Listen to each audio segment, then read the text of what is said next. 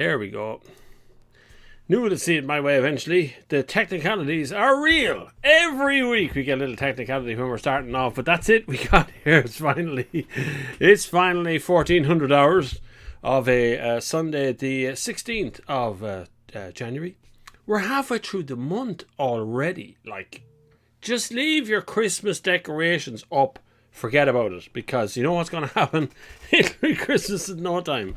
This is it. Welcome to the Sunday service. Settle in, enjoy yourself, ask your questions, get ready for the chats. The chats are going to appear on the screen as per usual. They're going to appear on the screen this week again. We're going to make it happen. It is lovely to have you along one more time for another Sunday service. It's a bit of a bright sunny day. It feels very like spring. Like it feels like we've moved into a different season somehow. Yesterday I was in Dublin. Thank you very much to everybody who I met yesterday in Dublin. I cannot for the life remember all your names. We were wandering around Dublin like a big pair of lunatics with the kids yesterday. Up around Grafton Street and sort of Stephen's Green, and we went to the National Art Gallery, which in this country is totally free. It doesn't cost anything to get into the National Art Gallery. Go up there and have a look at the Turners. They're worth going to have a look at. The Masters are on display again this year. We go every year to look at the Turners. We've been, I think, 3 or 4 times now to see the different ones. I'm still fascinated by them. Absolutely great day out. And it's totally free in Dublin. Like, it doesn't cost anything to get into it. You just book ahead just to say you're going to be there on time. There's a little queue you have to get through to get in, but once you're in, and that's it. It's absolutely brilliant.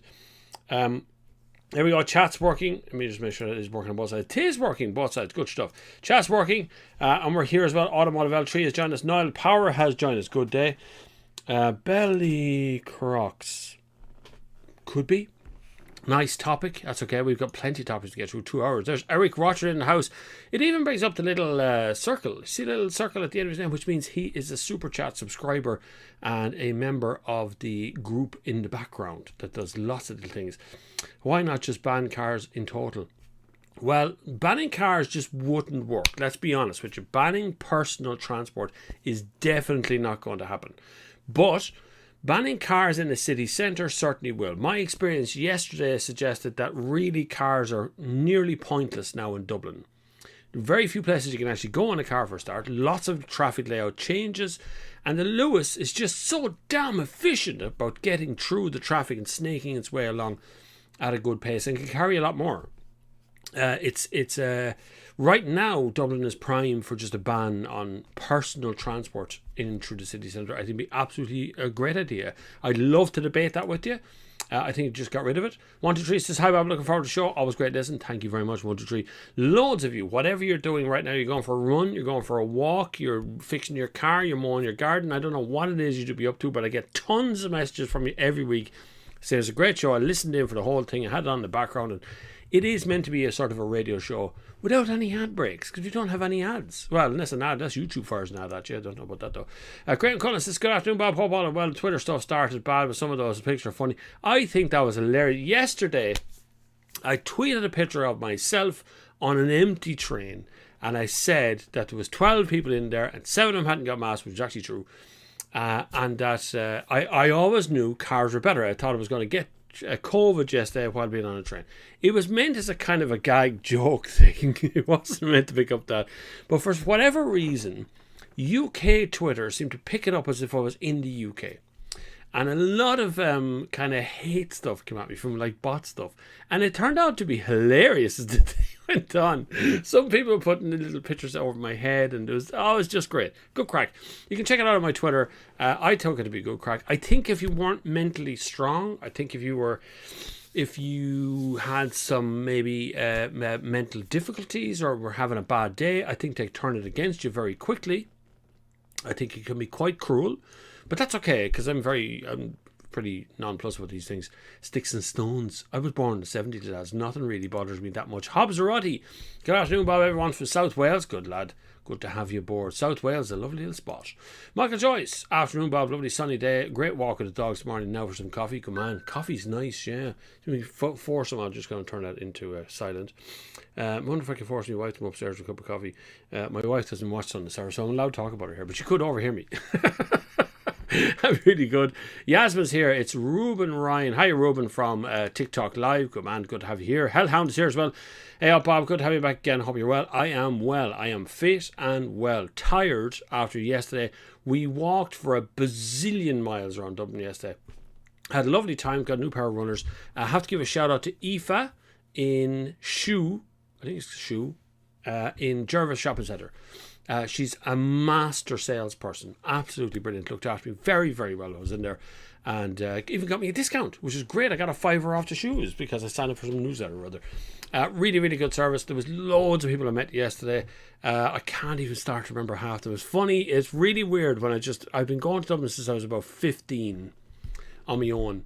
And I was always able to wander through Dublin easily. And now it becomes this... How many people can recognize you in half an hour? It's funny how TikTok has changed things. Really weird.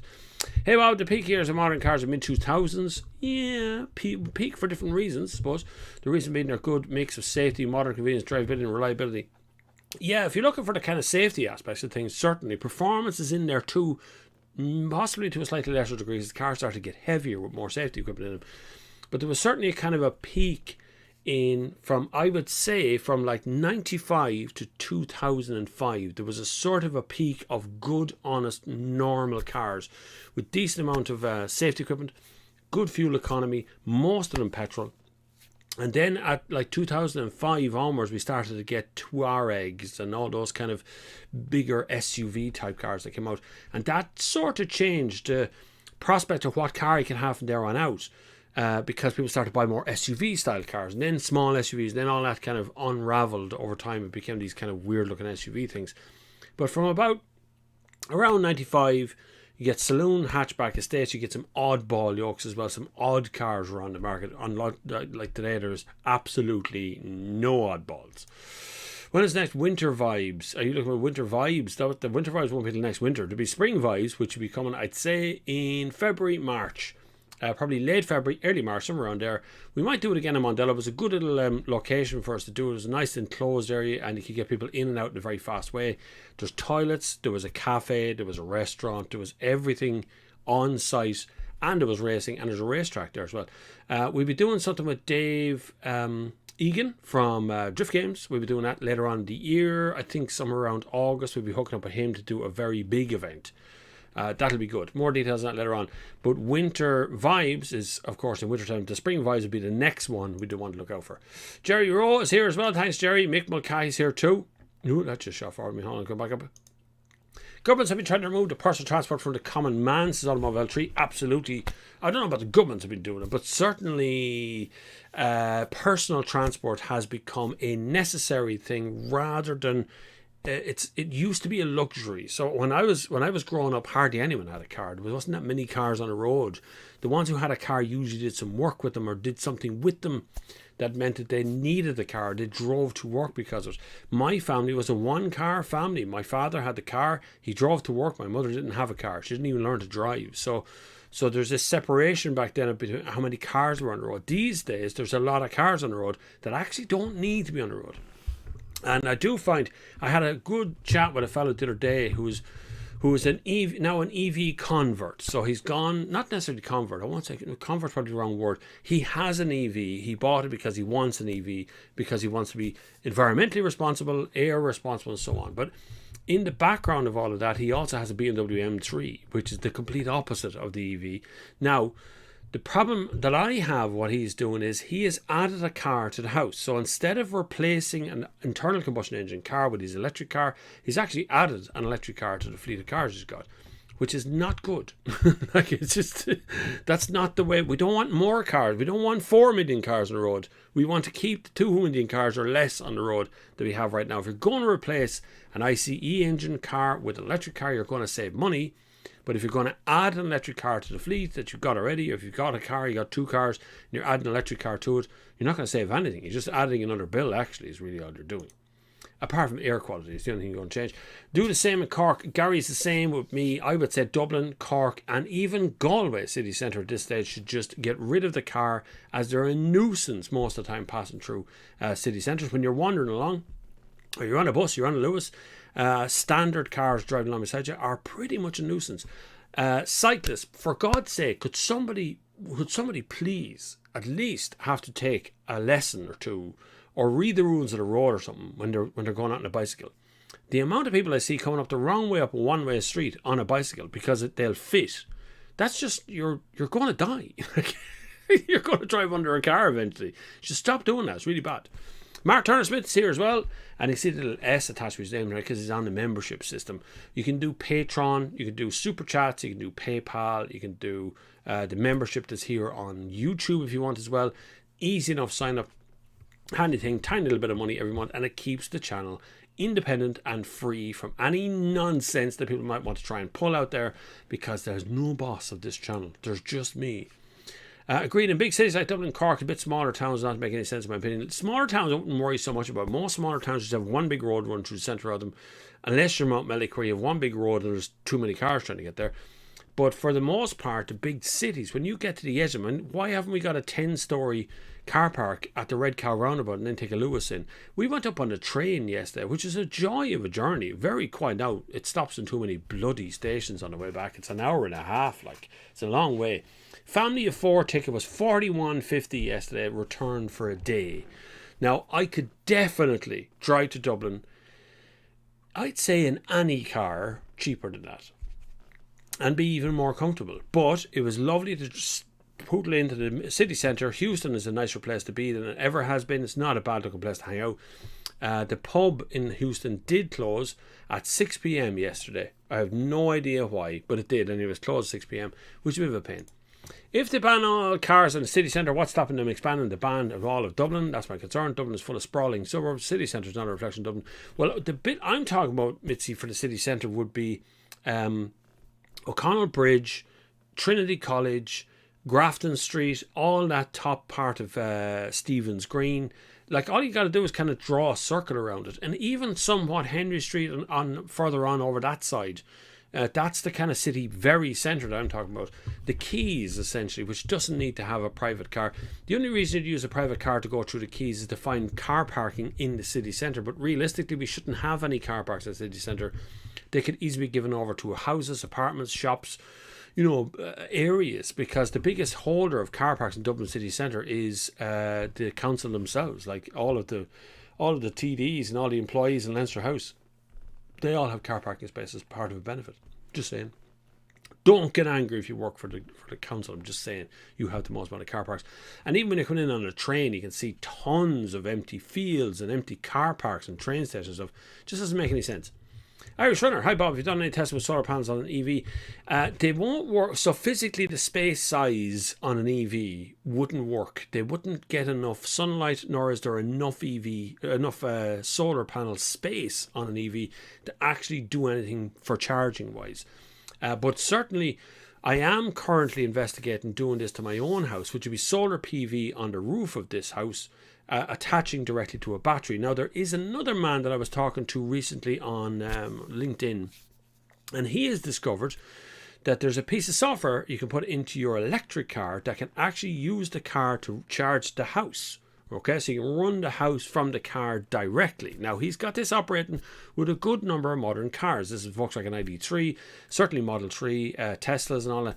So the idea is that, supposing you have day-night rate meters, right? You can charge at night time on the cheapest rate and then use the car to charge the house on the highest rate, so you're not using any electricity from the grid during the highest point. Or if you drive to work, or you drive to somewhere that has very cheap or even free car parking and free charging, like a Lidl for instance, you can charge your car up to full, drive your car home and use the car to run your house the rest of the evening. Do you know what I mean? So this idea that the car becomes part of the charging network in your house, that's also being explored right now. So there is some interesting, really interesting little things.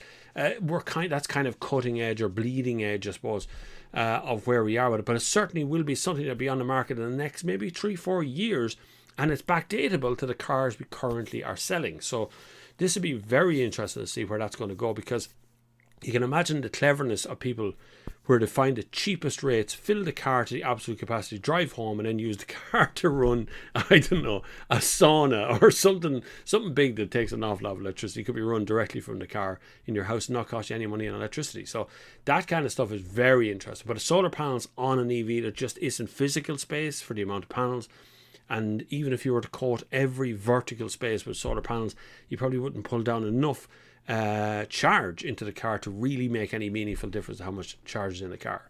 But certainly in car parking spaces, so if you look at the roof of the car parks in Barcelona airport, they're all covered. So it's very sunny there, so they cover over the cars because the cars just heat up during the day and get burnt. But what they've done is all the car park spaces are now all covered with solar PVs. And so they're charging the airport from the solar PVs over the car park. Clever enough, simple enough thing. Jim Shedd is here. Good afternoon, everyone. Hopefully everyone is good. I transport my passenger each day working through Dublin, and I've noticed a reduction in cars already. It's not bedlam anymore like it was. Certainly yesterday there wasn't that much traffic. The little bit of traffic that was passing through was kind of contained down towards the Trinity College end. Didn't really see a whole lot in around Stephen's Green or down towards Grafton Street. Most of the traffic seems to be coming into Dublin on the far side of the quays over towards the Connell Bridge. That's where I've seen most of it. We actually walked across the Halfpenny Bridge yesterday, and we could just walk across the road looking. There was nothing coming at all. Nothing coming out of the city centre. So traffic has fallen down for sure. Physical car traffic has fallen down for sure. There's a few more buses on the road. I'd like to see more electric buses, and I'd certainly like to see the Lewis do its full potential, which is really good. But there is security issues with the Lewis yesterday that made certain passengers feel very threatened. Things happened around Lewis stops that felt a little bit weird. I'd be used to it, but if you're not from Ireland or you're a tourist in Ireland, it can feel a little bit weird when you're wandering around the place. GP O'Rourke, hi Bob, will you review the Mini convertible? I did. Do you think soft top converters are safe being vandalised? Someone put a knife through the roof, pulls me off buying one. I've never had anyone do anything to any of the cars I've ever had, no matter where I've parked them. There's so many cameras around now. I mean, you can buy, we have Ring cameras in the house here. There's so many different little wireless cams you can have to put over the park. All I have to do is see a camera to just leave most things alone, I find. And like I've put dash cams in cars and stuff, and I've seen people walking towards a car, then they go, there's a camera in that, and they walk off. And I've seen it on the camera, you know, so I wouldn't be that worried about cars being vandalised anymore. I just don't think it happens as often as it would have done years ago. I know some people key cars, I see that, but often I think sometimes that's set up as people seem to be filming these things on like the built-in dash cams, the Sentry I think it's called, on Teslas, which is very good. I've used them as well. Quite hard to fill your SD card with, mind you. But I wouldn't see them as that being any problems. And I've never really had tons of people coming at me going, my convertible was ripped open. I think it's something from years ago. Hobbs Roddy said, bought a 2015 Kuga automatic 2-litre diesel TDCi, 34,000 miles. Any issue you need to watch out for, please. Other than the automatic is called Power Shift in Ford, and they did have some problems with Power Shift drying out. So what happens is the box inside was drying out and was seizing up. They were brought to court in Australia a couple of years ago and they got big fines for it. So hopefully they solved that problem over here. It was really for dry climates. It was the only problem that they really had. The 2-litre TDCi does burn oil when it gets a little bit older, but not terribly bad. Like it'd want to be a lot more miles than you got on it. I wouldn't worry about that. Kuga would be a good little car to have, yeah.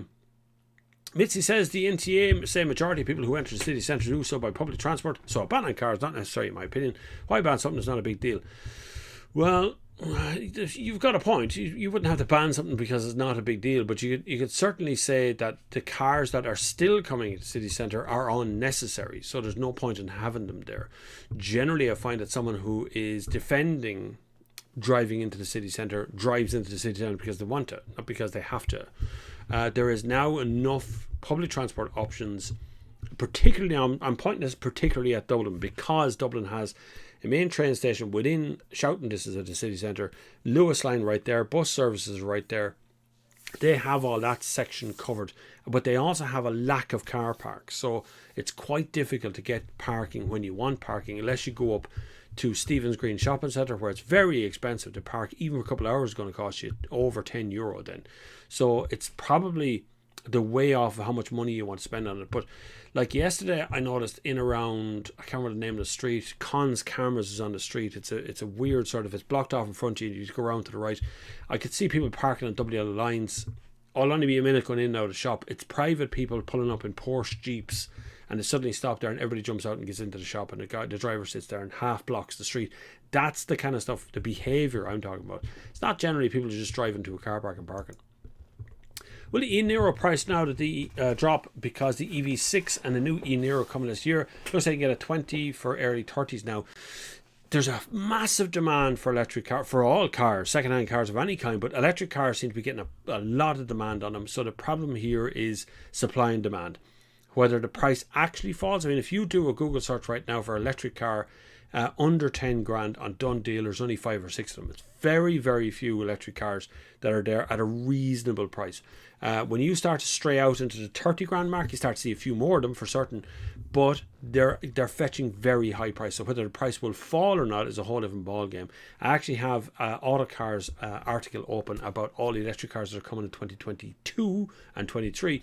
We'll go through that as we go along through the Sunday service today, but certainly if you're looking for a used car, electric used car, and you're looking to spend around that kind of money, I would wait 6 months. Wait till the second half of this year till supply improves a little bit from the car companies, and if we start to find maybe a few more of them on the go, hopefully. Yasmin says, are they looking to ban combustion powered cars, all cars including EVs from cities? I would say ban everything. Any private vehicle from the city centre, not just diesel, petrol or electric or anything, just ban the lot, because the physical size of them is completely unnecessary. But when it comes to what they're actually looking to ban, from 2030, 2025, 2030, they're going to stop making internal combustion engine in like individual ones. So the ones that have no other power. They haven't really specified what they're going to do, mild hybrids or PHEVs, but certainly the internal combustion will be gone by 2030. But we'll still have ones that are on the road currently will still be there, and the fuel will still be there. But I would suggest just ban everything. Like, there's no, if they don't need to be there, why are they there? Like, it's one person in a car driving through the city centre, and the car is 5 metres long by 2 metres across or 2.5 metres across. It's crazy. Like, can you do the car wow, buy and sell, best deal stuff like do in the UK and Spain? We need a car nut advocate in Ireland. It would be nice, alright. It would be really nice to be able to do that sort of stuff. It's down to money. Car wow are incredibly well funded now, investors and sponsors and all that sort of stuff. So it's they have a lot more money, and there's like 8 staff that make the videos, and it's just me that makes the videos here. So it's me versus eight staff. Even Dave from Drift Games, their videos is made by 4 people. Like, there's still half the amount of staff that's there. They have 2 full-time cinematographers trying to make videos. And so it's an impossible task for one person to do. You'd need to have a little team around you to be able to create that kind of thing. But it's possible, but you'd have to hook up with somebody bigger, I think. I need to campaign to get BTCC round again at Mondella Park. That would be nice, actually. I know Mondella Park are looking to expand what comes to the park and what happens in the park. And I understand why they're doing it. But it is the only proper international racetrack in Ireland, and I think that's actually the problem. Not to take away from Mondello, but I think everybody ups their game, and there would be more races coming to Ireland if there was another track to stay for. So if you could come and do Mondello on this weekend and then stay over for another weekend and do another track on this island, it'd be much better. And I don't know if that's actually possible or not. I have me that's Land Rover. See what I'm doing? I got that in Greece. The first company ever to give recyclable, reusable bottles on a press trip was Land Rover. So hats off Land Rover. I still have the same bottle ever since, even though it's become dented and battered and bruised and stuff since. I bring it with me on trips still. Automotive says the Cougar suffers DPF issues. Make sure you do long journeys, otherwise you're going to limp mud. Same can be said for nearly any diesel, unfortunately. A hell of a lot of people bought diesel cars and should have never went near them. It was a bad idea. Really short drives are really bad for diesel engines. They're kind of bad for engines in the first place, but diesel engines really do suffer. Huge shout out to my neighbour Craig Breen, who kicks off WRC Championship campaign this week in Monte Carlo Rally. He's N Sport Ford Hybrid. He's gone to Ford now, has he? I interviewed Craig Breen a long time ago on this channel when he was with Peugeot for a while. And a very frank interview he gave me, actually. And I keep meaning to give him a buzz and do another interview for him. But he's on the superstar level right now. Again, he said he didn't really get any recognition while he was racing in Irish terms. He had to leave Ireland to get any sort of decent recognition of it, which is interesting. GPO Rook says, I had an MX-5 for years, no problems. When you release a vegetable knife, you can get into your car. You can stop caring after 2 weeks. It's true.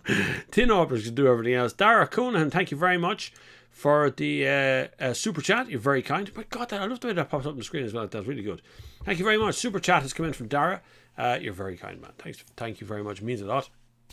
In the UK, we have modern cities like Chelmsford and Cambridge, which have brilliant parking right schemes, but London and Birmingham too large. That's the physical size of London is the big issue there. Where do you draw the line on the map to say no cars are allowed from here on out? I mean, is it just Piccadilly Circus, or do you just pick the entire, like, draw a circle and go nothing inside the zone? It's exactly the same for Paris. Yeah, Birmingham, even Manchester's getting kind of sprawls out a bit. But if you narrow it down to a certain point, to a certain area, and say, like, Dublin's a kind of an odd one, because Dublin city centre is very small. And I know Dublin itself is sprawling out in all kinds of areas, but the city centre itself, you can walk easily from Henry Street to Grafton Street, and you can do that in 20 minutes. And that is the entire, essentially the city centre is now covered. You've done the whole thing. A little bit more up around Stephen's Green area, but again, the whole length of Grafton Street is 10 minutes. Great music in Grafton Street, yes, I really enjoyed it. I put it on my Instagram stories, really interesting. Peter Ucart, hi Bob, my dad told me the same, sticks and bones, correct. That was yesterday on my Twitter account, where people just went loop-de-loo. It was so funny.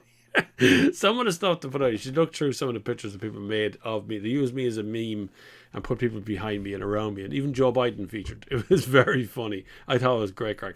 Although some people might take it to heart, I thought it was hilarious. Gary says, any idea why trains cost so much an hour? Because they want them to make a profit, Gary. And in my opinion, public transport should never actually make a profit. It should always break even, should always be reinvesting in a network. We now have one line, one line to Cork, and the train stops at nearly every station, even if there's no one at the station. We're not good at the kind of commuter train. We now think the commuting train goes all the way to Portlaoise. So an hour and a half of commuting when it should be 55 minutes to Portlaoise with an express train. There was a train leaving yesterday at 6 p.m. from Dublin city centre. It was going to Cork, and its first stop was a random stop in Laois somewhere, but not Portlaoise, not the main station, this other station. And then it just disappeared. Whereas what we needed yesterday was the first stop to be, say, Newbridge or Kildare, one of those ones in Kildare, and then the next stop is Portlaoise, then the next stop is Limerick Junction, and then you're on towards Cork, which makes more sense.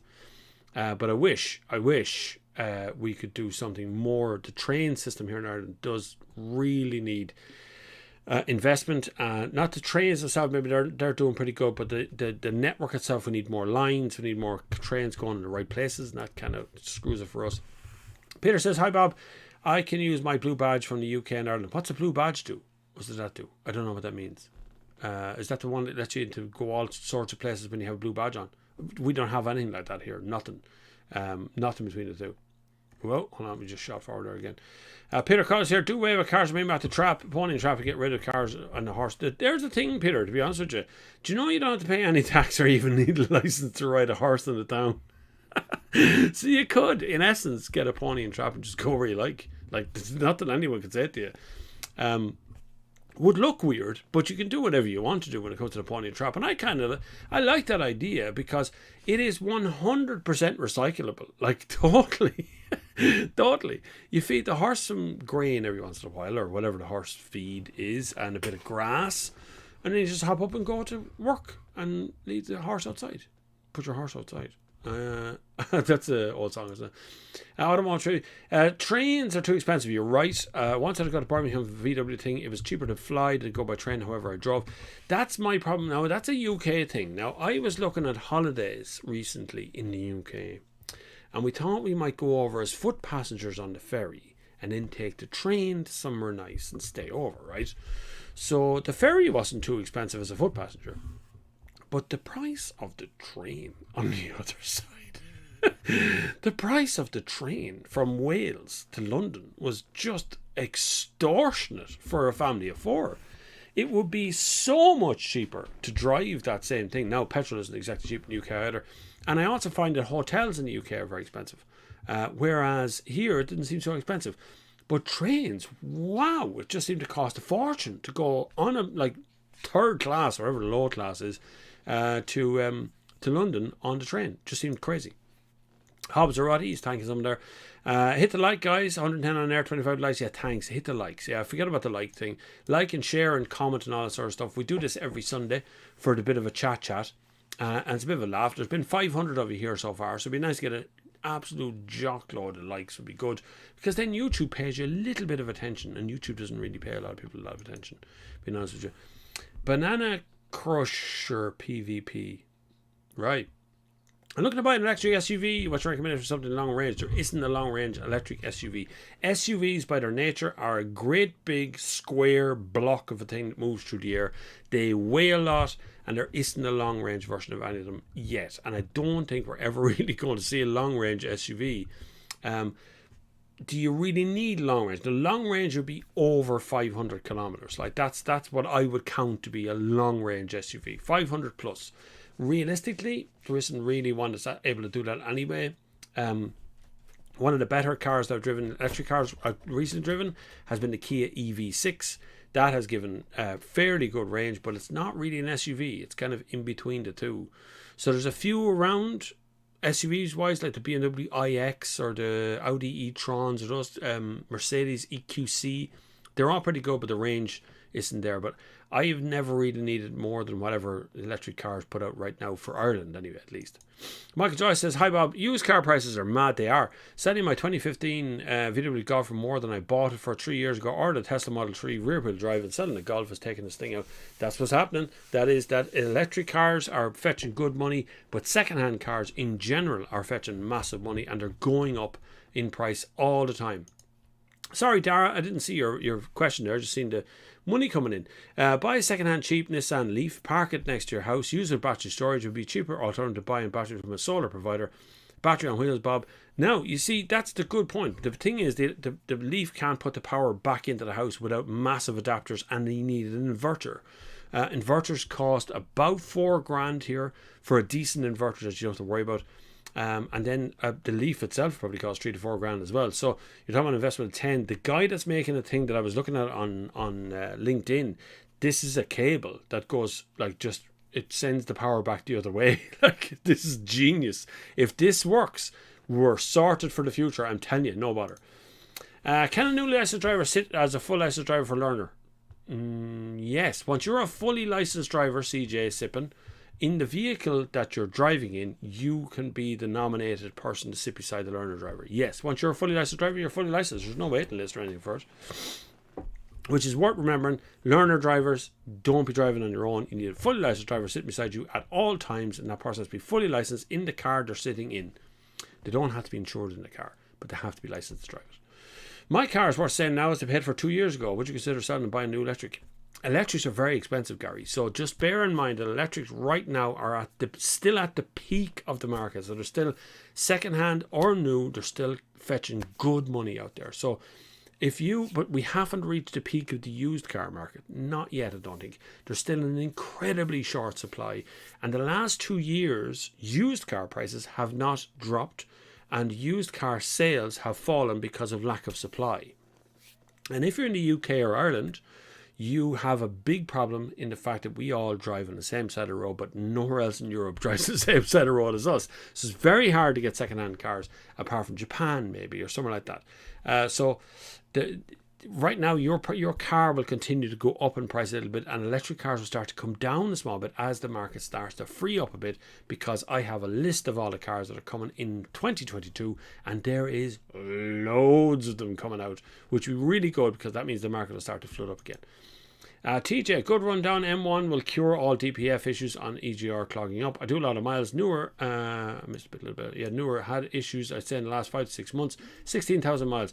DPF is diesel particulate filter. It fills up. It's supposed to fill up with the soot that comes out the back of the thing. That's what happens, really. And if you don't drive it enough, the soot never burns off. It never reburns. So it goes through a thing called a cycle, and it burns off a little bit. And we'll see how DPFs pan out in the future. They were bringing in GPS for a long time. There are gasoline particulate filters as well. They were going to bring them in. Don't know how that's going to go now as we start to move away from combustion engines entirely. and it'll be a slow move, but I think some of them will move a little bit quicker than others.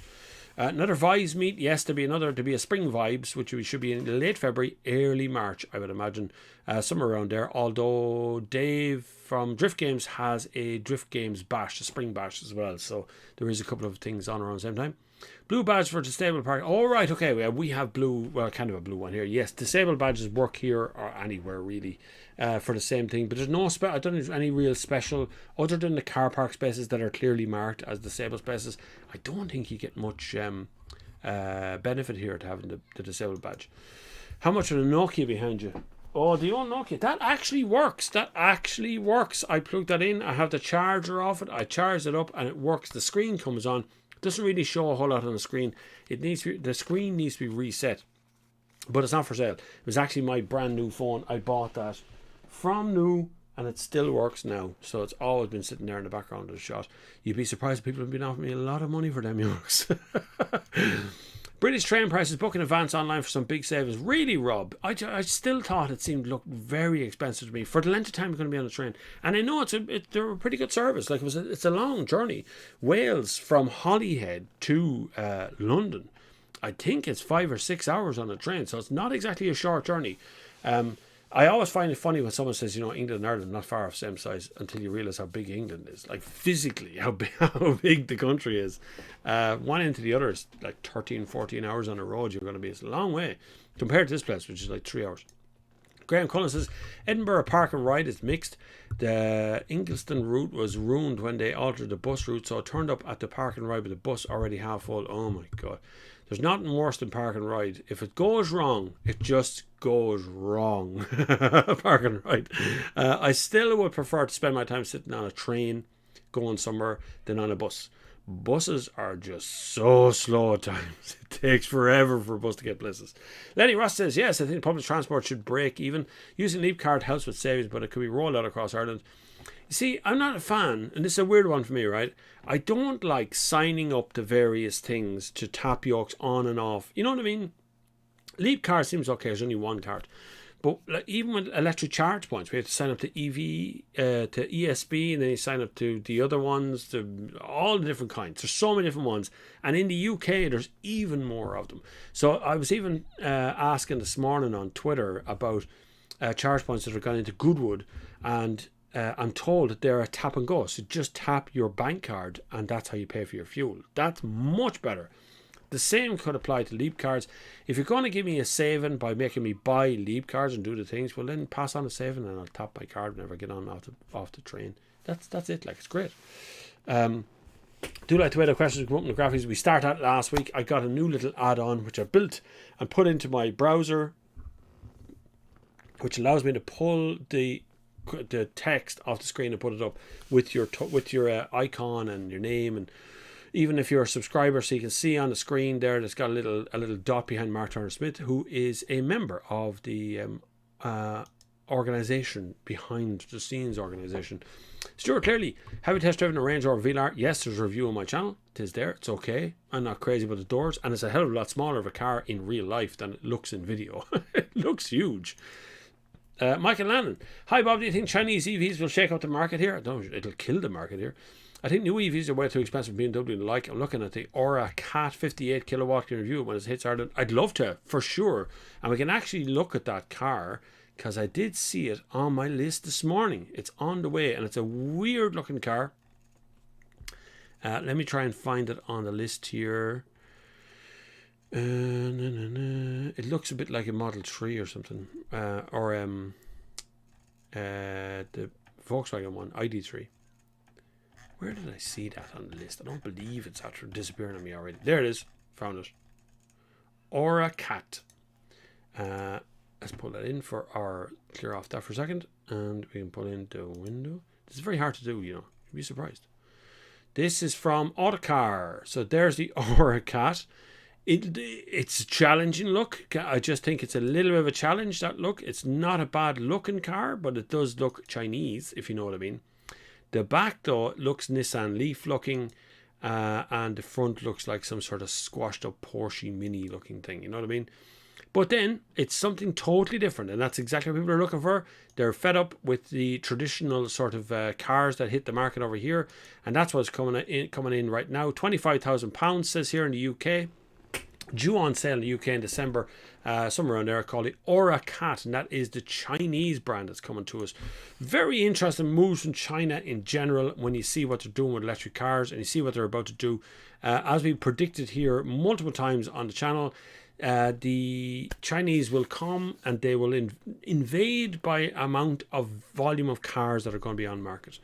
The survivors of that are going to be the ones we're going to see going into the future, and that's going to be our big deal. That's going to be the thing of the future, because realistically, just put that question back up again, because realistically, the legacy guys, the guys who are still hanging on making cars, on top of Ford and Volkswagen, Seat, Skoda, Audi, BMW, Mercedes, Renault, Peugeot, Citroen, they've all actually, one way or another, been bought out or joined up or tried to get together with other groups to try and keep themselves on the market.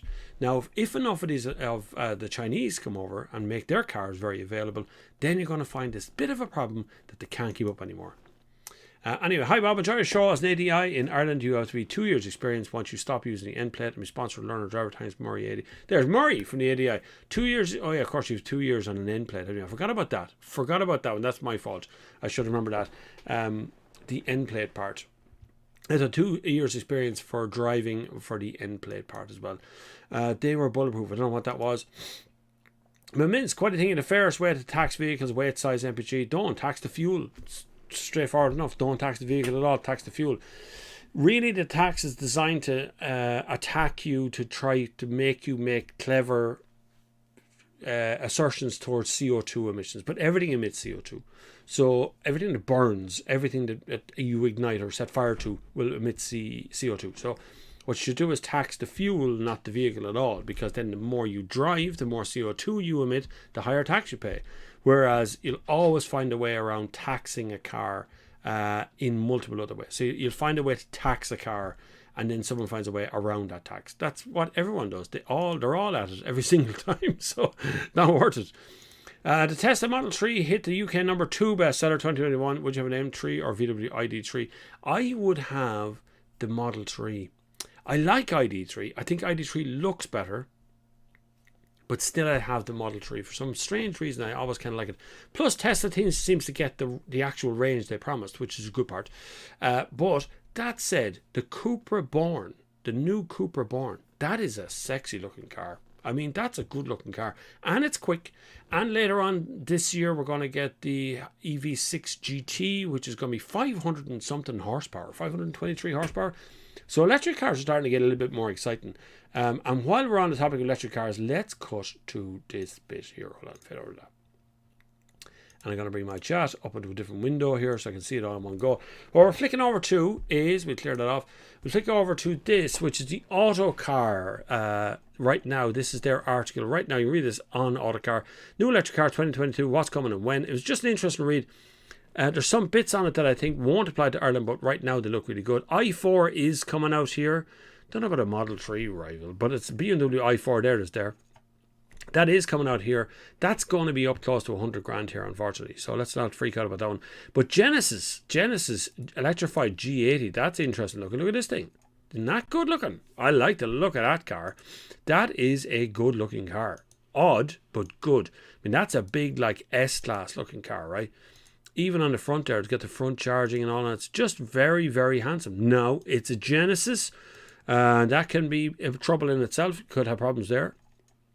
Mercedes AMG is on the way, of course. Then in March, there's the Cupra Born, which I will be testing in March. It's coming here. There it is there. There is a review of that on my channel already. It is, I think, probably the best looking electric car in the market at the moment. And it's actually pretty good to drive. I know it's VW ID3, but essentially that's what's underneath it. But it still looks like a good looking car, that. Also coming out, there's the Aura Cat, which will be hitting the market in March in the UK. Tesla Model Y, there'll be another version of that coming out soon. It's also supposed to be a Model 2 at some point in the future, but Tesla Model Y is here. You can buy Tesla Model Y coming in Ireland very soon as well. Volkswagen ID5, there's a review of Model Y on my channel. ID5 is here, exactly the same car again. This does not look any different than ID4. Not to me, I don't see any difference. Longer range and a hot GTX version. They say, I don't know about hot GTX. Come on, let's be serious. We need to have a smaller car, maybe slightly smaller than that. Still, ID4 and ID5 are two of my favourite looking electric cars. They look great. VW C40 recharge. Now that's going to be interesting because Volvo are doing some interesting things with the recharge stuff. I will be testing a Volvo XC40 recharge very soon. The C40 recharge is on the way as well. So there's a good few of those. Volvo's really going first.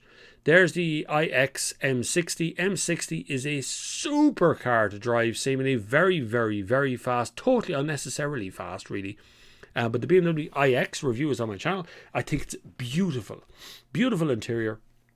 Gorgeous to drive. But do we really need a gargantuan electric car hanging around the place? Talking about the price there being £111,000. But you know what? It's that in euro as well over here. So, for the normal one. The Citroen Ami is on my channel as well. If you want to do it, it doesn't qualify as a car. Actually, this Citroen Ami is a little tiny, this little thing here. 45 kilometers an hour is as fast as the thing is able to go.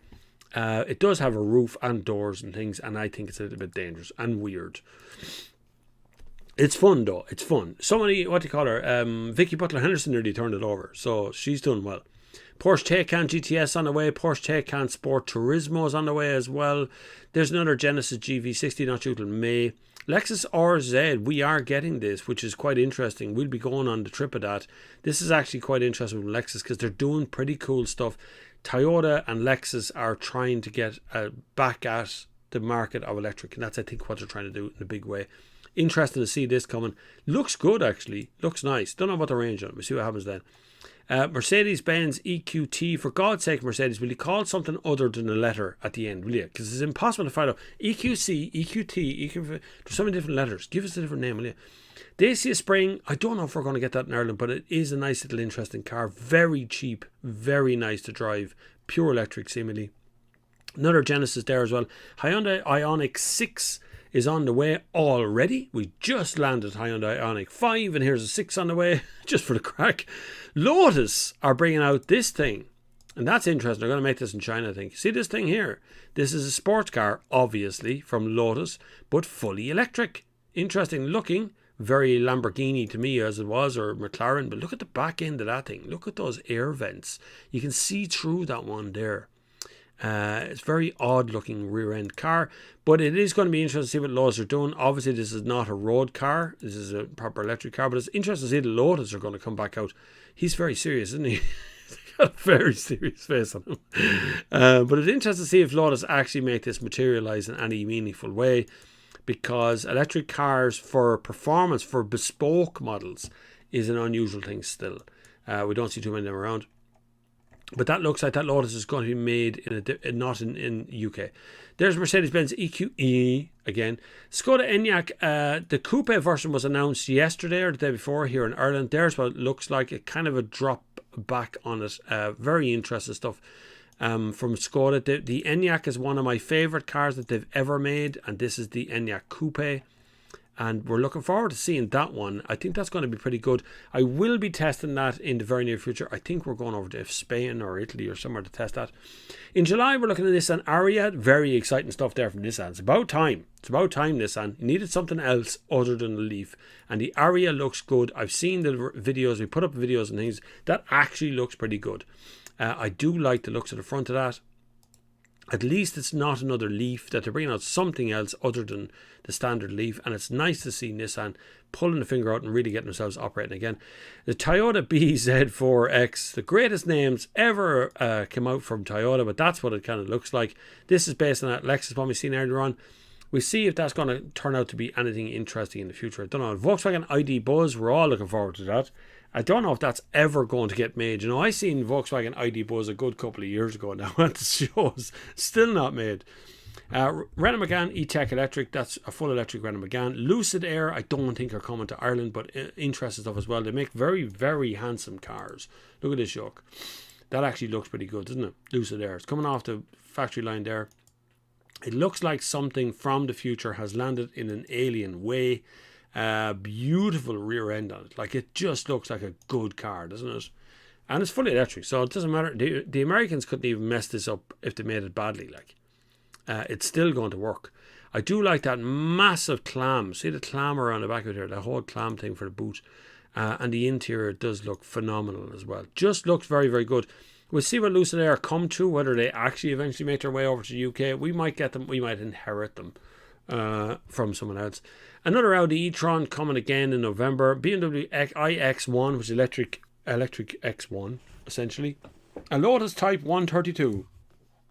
Would you believe? Here we are. We've announced this. Obviously jagged looking, but this is not going to be made in... they got rid of everything else out. It was dual electric motors. Now, it's not going to be made in the UK. It's going to be made by parent company Geely, putting Lotus back into leading luxury global brand. Yeah, we'll see what happens there. And then the Hyundai Ioniq 5N, which is the fast one, the Kia EV6 GT, 577 brake horsepower, faster than a Porsche Taycan 4S. Can you imagine that from a Kia, right? From a Kia. Polestar 3. Polestar recently opened a dealership in Ireland. They should be starting to do something as well here. Polestar have been doing some interesting looking stuff from their cars. Very nice looking things. We'll see what they come to, but they are in Ireland. BMW i7, which would be the i7 full-size car, again back to electric. Skoda Enyaq VRS, or RS it should be called. SsangYong Corando E-Motion. SsangYong don't make good looking cars usually. That's still not good looking, I have to say. That still doesn't look very attractive, but it'll be reasonably priced. It'll probably go forever. Fisker still hovering around the background. Ford electric SUV, they put out things about Broncos and stuff in the past of which one they're going to do. Mini hatchbacks are coming out electric. Peugeot E308, which is coming out as well. Chevrolet Silverado, I don't think we're going to see it here. MG hatchback, there's about time MG brought out a hatchback because their cars are actually not that bad. Porsche Macan, Audi Q6 e-tron, Rolls-Royce Spectre, which would be very interesting to see that one. A fully electric Rolls-Royce. Can you imagine it? That's going to go about 15 feet up the road and then stop because it'll run out of power. Because it weighs so much, like every other electric car. Thank you, Stuart. Clearly, you're very kind. Thank you very much for super chats. And I don't know, Jim Shed. Thank you, Jim Shed has donated by PayPal. Very kind of you. Smart SUV, about time. Smart brought something else out. Vauxhall Astra, Volkswagen Aero B, and then you'll start to find that next year they're the cars that are coming for 2023. Some of those cars will be there. We'll see as the year goes on how many of those cars we actually find for ourselves here in Ireland. Probably not as many as was on that list, but we'll see as the year goes on from there on out. Where are we looking now? Where do we stop? Here we are. Lenny Rossa. What annoys me with trains, I got to Mayo and Dublin train, booked my e-bike on, wrote them beforehand, stayed in the e-bike, told it was fine, cost €10 for a bike. On the day I was refused the bike, even showing an email. Amazing how a big massive train can't cope with a bicycle. Come on. I think it would, that we don't have a bicycle carriage or something at the back of the train. Surely to God we could do something like that somewhere in the back of it. But those electric cars do look interesting. Fisker, of course, let's see them come back. If you tax the fuel, electric vehicles will get free use of the roads. No, well, you tax electricity as well. You tax everything. You tax them all. Is it fair for people interested who can't use electric vehicles? Well, you only can't use electric vehicles at the moment now because you don't want to, or because they're too expensive. And that's kind of it. The cars, as I just listed out there now, are starting to get really, really good. So the cars are coming around. The problem would be that if you delete motor tax, what I'm saying. So motor tax disappears and then is replaced by taxing the fuel, because then the more you use, the more you're taxed. Whereas people who just drive a handful of kilometres per week don't pay much. The small guy is supposed to get an electric car so the John Kerrys of the world can fly around in private jets and talk about climate change. Correct. I love that analogy. As per usual, we're the ones who have to foot the bill to get the electric cars, and the really guys who have plenty of money just go on buying Ferraris and Porsche, Lamborghinis, McLarens and so on, or just fly in a private jet to go home. As was that exact same thing from the recent climate change conference that they had, where everybody flew into the country, stayed overnight, and here's my wife. You were missed last week. She's here now. There's the phantom hand dropping the tea down. What you give me this time? Ginger lemon, is it? Lemon ginger. Lemon and ginger tea. See, she wants me to be healthy, so I won't die.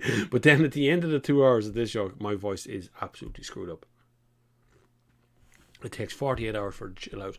And lemon and ginger is very good for it, as is honey, if you want something to take for yourself.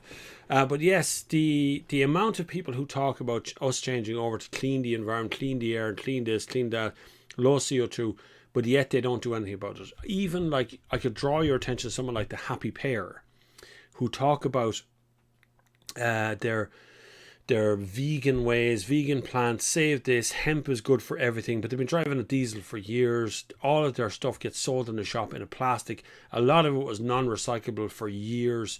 You know, if you're going to talk completely, you got to walk all the walk as well, and you got to sacrifice everything. Realistically, with modern communications, look what I'm doing right here. I'm doing it right here. You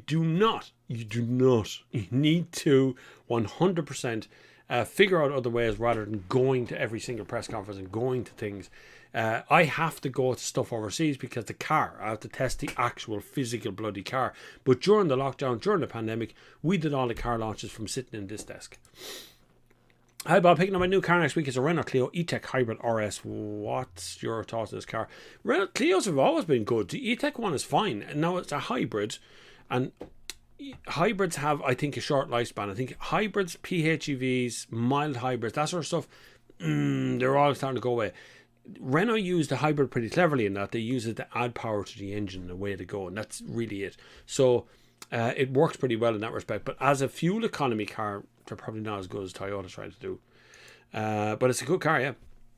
Caucasade says, yes, I do think cars should be banned from city centres. Yes, not only would air quality improve, but there would be much more space for pedestrians, etc. It would happen overnight, though, and you would. That's what this is exactly what I'm talking about. Gradual removal of parking in the city centre. That's where you start with it, but that's what I'm talking about. So we build towns and cities around the car. We build it around the road, as if the road and the car is the priority for everything. So we build a road through the centre of the town. We build roads through the middle of cities, and it's all about moving cars around the place. What we should be doing is building roads for bicycles, scooters, electric scooters, pedestrians. That's where we need to actually be. If you prioritise the pedestrian, and the pedestrian is king to the area, you will immediately find more people will choose to walk or cycle or use a scooter or whatever it is. They're the ones that will actually do the work for you, rather than this idea that we have to move one person from one side of the city to the other side of the city in a 5 metre long car, and it take up tons of space and it can't go anywhere. And there's what I'm talking about. That is traffic congestion. Once you take that traffic away and you replace it with pedestrians walking the road, you'll have a much nicer time. This is where we need to be keeping our heads together on these sort of things, because realistically we keep building these towns and cities and keep repairing roads, and it's all about the car and not about the pedestrian. Stephen Gregory, thoughts on the BMW 130i, around 2 years old. Yeah, the 1 Series is the entry level part of BMW, and they always did a fairly good deal with it because they always give you enough horsepower to have a bit of fun, and they usually are rear wheel drive, so you can be a bit of fun. Now, 2 years old, they might have changed the front wheel drive at that point, or some sort of X-Drive. I tend to stay away from X-Drive because it's just not as much fun as rear wheel drive. And it is a Beamer you're buying. You want to have a bit of fun, Stephen, so that's where you need to be, is a bit of rear wheel drive. Very important. Hi Bob, not mistaken, spoke with an Irish ADI approved driving instructor who only does lessons in EV auto. If you could share his details, please. Much obliged. Thanks, Murray. Not mistaken, spoke with an Irish ADI. God, I don't remember that. Did I talk about that? I don't remember that at all, Murray, to be honest with you.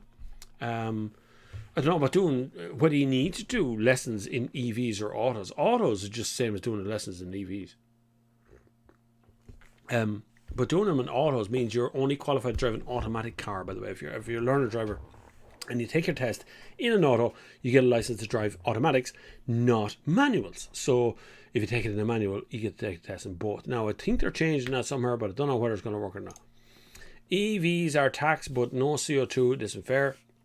They are taxed, yeah, but you see, this is the problem. If you're going to attack CO2, so if all of the governments are going to continue harping on about CO2 emissions and all that, the only way to attack CO2 is to get less CO2 cars on the road, and the only way to do that is to tax them out of existence, essentially. But if you don't drive much, you won't pay much tax. So if you tax the fuel and you take it off the window, so get rid of the disc off the window and put it onto the fuel, you'll solve all your problems. You will actually save money.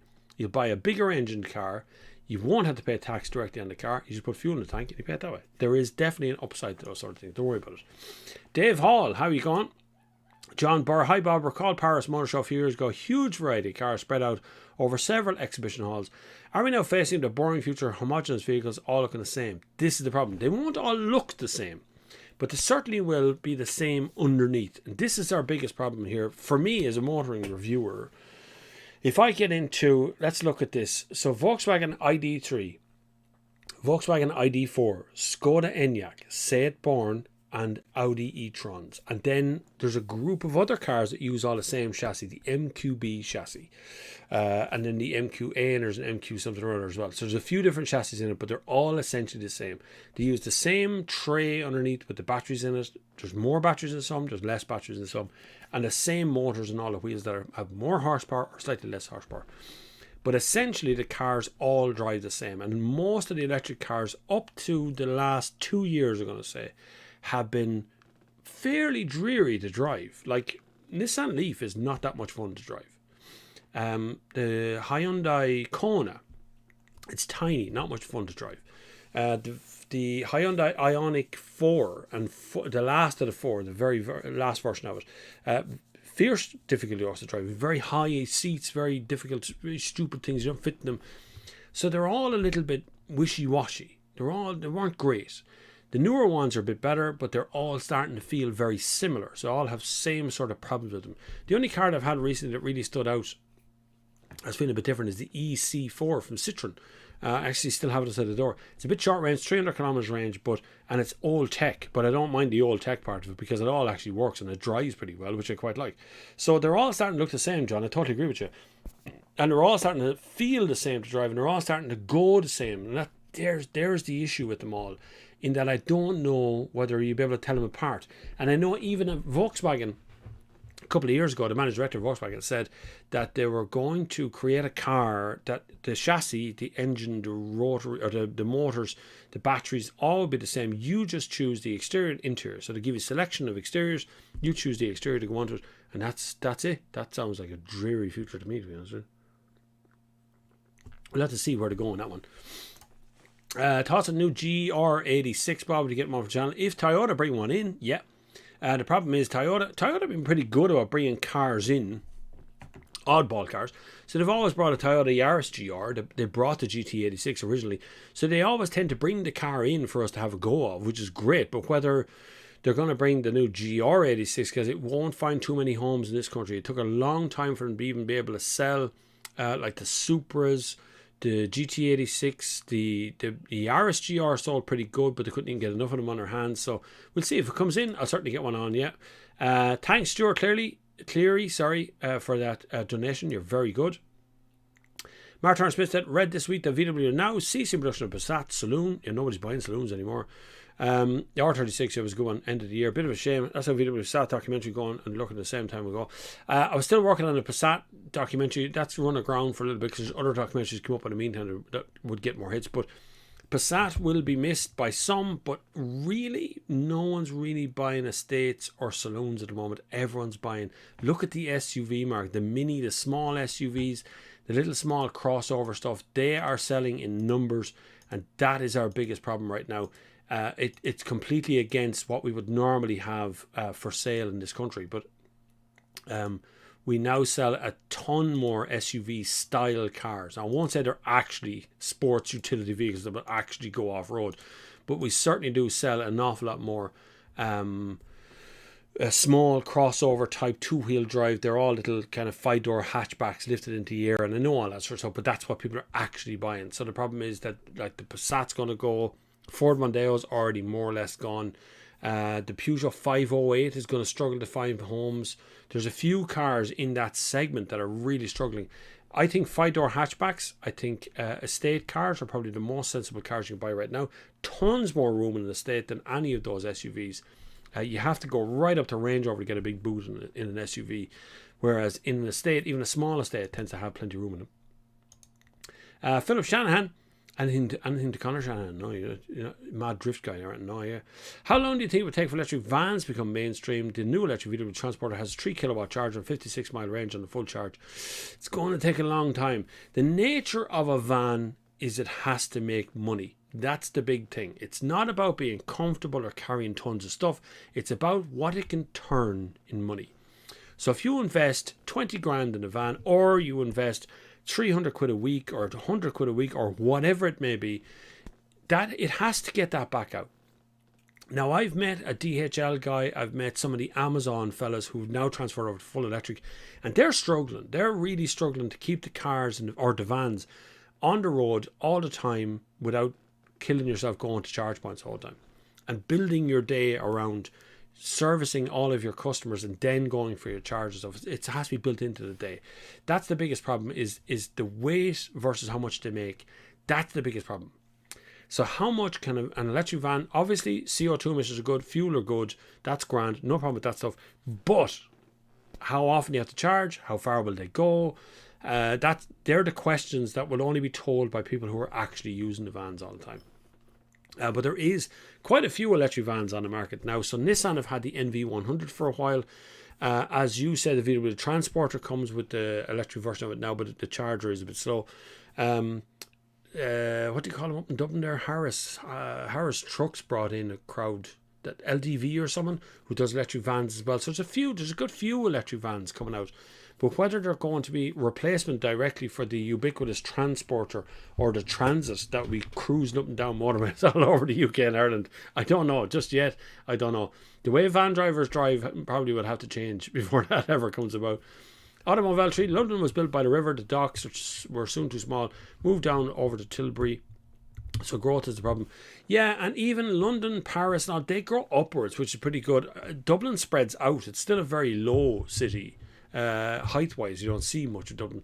But the London has grown outwards and upwards. So both. Paris is the same. Paris is quite tall. Probably not as tall as London.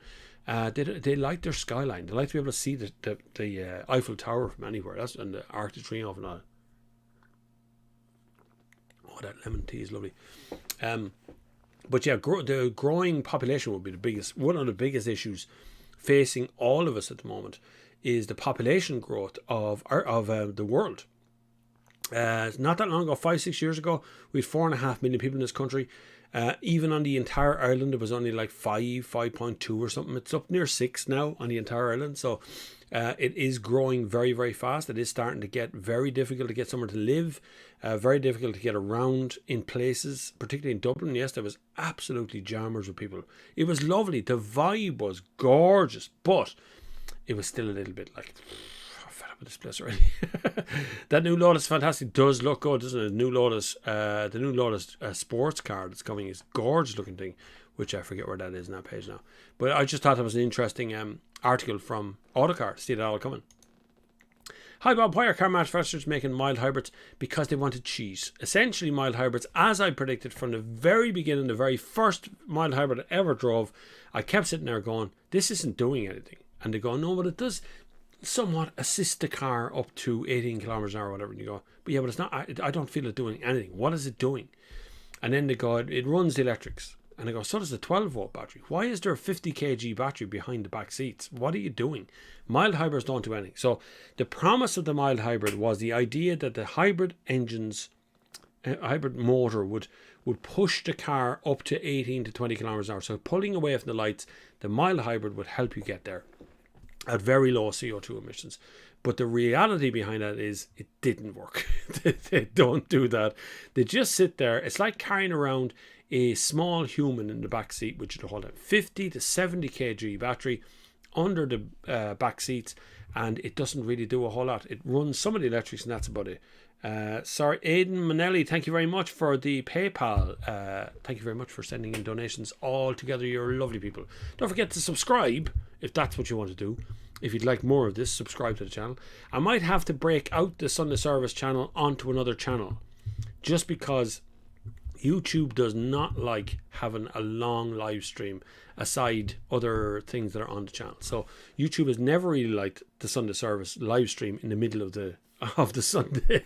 But we'll see how that pans out, because I don't really want to have to start a whole other channel and do all this again, because we've built this one to this level and it's been really good, and we're growing very fast now. We're up to nearly 71,000 subscribers now, which is really good. So I hope to make 100,000 this year if at all possible, but I need a few viral videos, I think, or something like that. Jim Shez says Waterford City and County have no fast charge, I'm told. The other city suffers from lack of infrastructure. Yeah, Cork. I've been down in Cork. There's one fast charger on the edge of Cork County and towards the edge of the city, but towards West Cork. Now, if you drive to Cork and you reach Cork City, you're not even halfway across Cork County yet. Like, Cork City's on the edge of Cork County.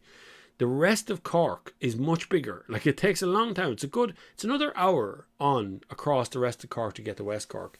And then another half an hour again and you're out to the coastline. And there's no chargers out there at all. Not necessarily that you need them out in West Cork, but you certainly do need more chargers in Cork. Galway isn't too bad. Coming out of Galway, there's a couple of chargers on the way out. Not necessarily in Galway, but there's one on the way out for sure. A couple of 22 kilowatt ones in the city. Dublin lacks a little bit here and there, but then you don't really need fast chargers in Dublin. If you're starting your journey in Dublin, you need your home chargers. I understand a lot of people who own EVs have never used a fast charger outside their hometown.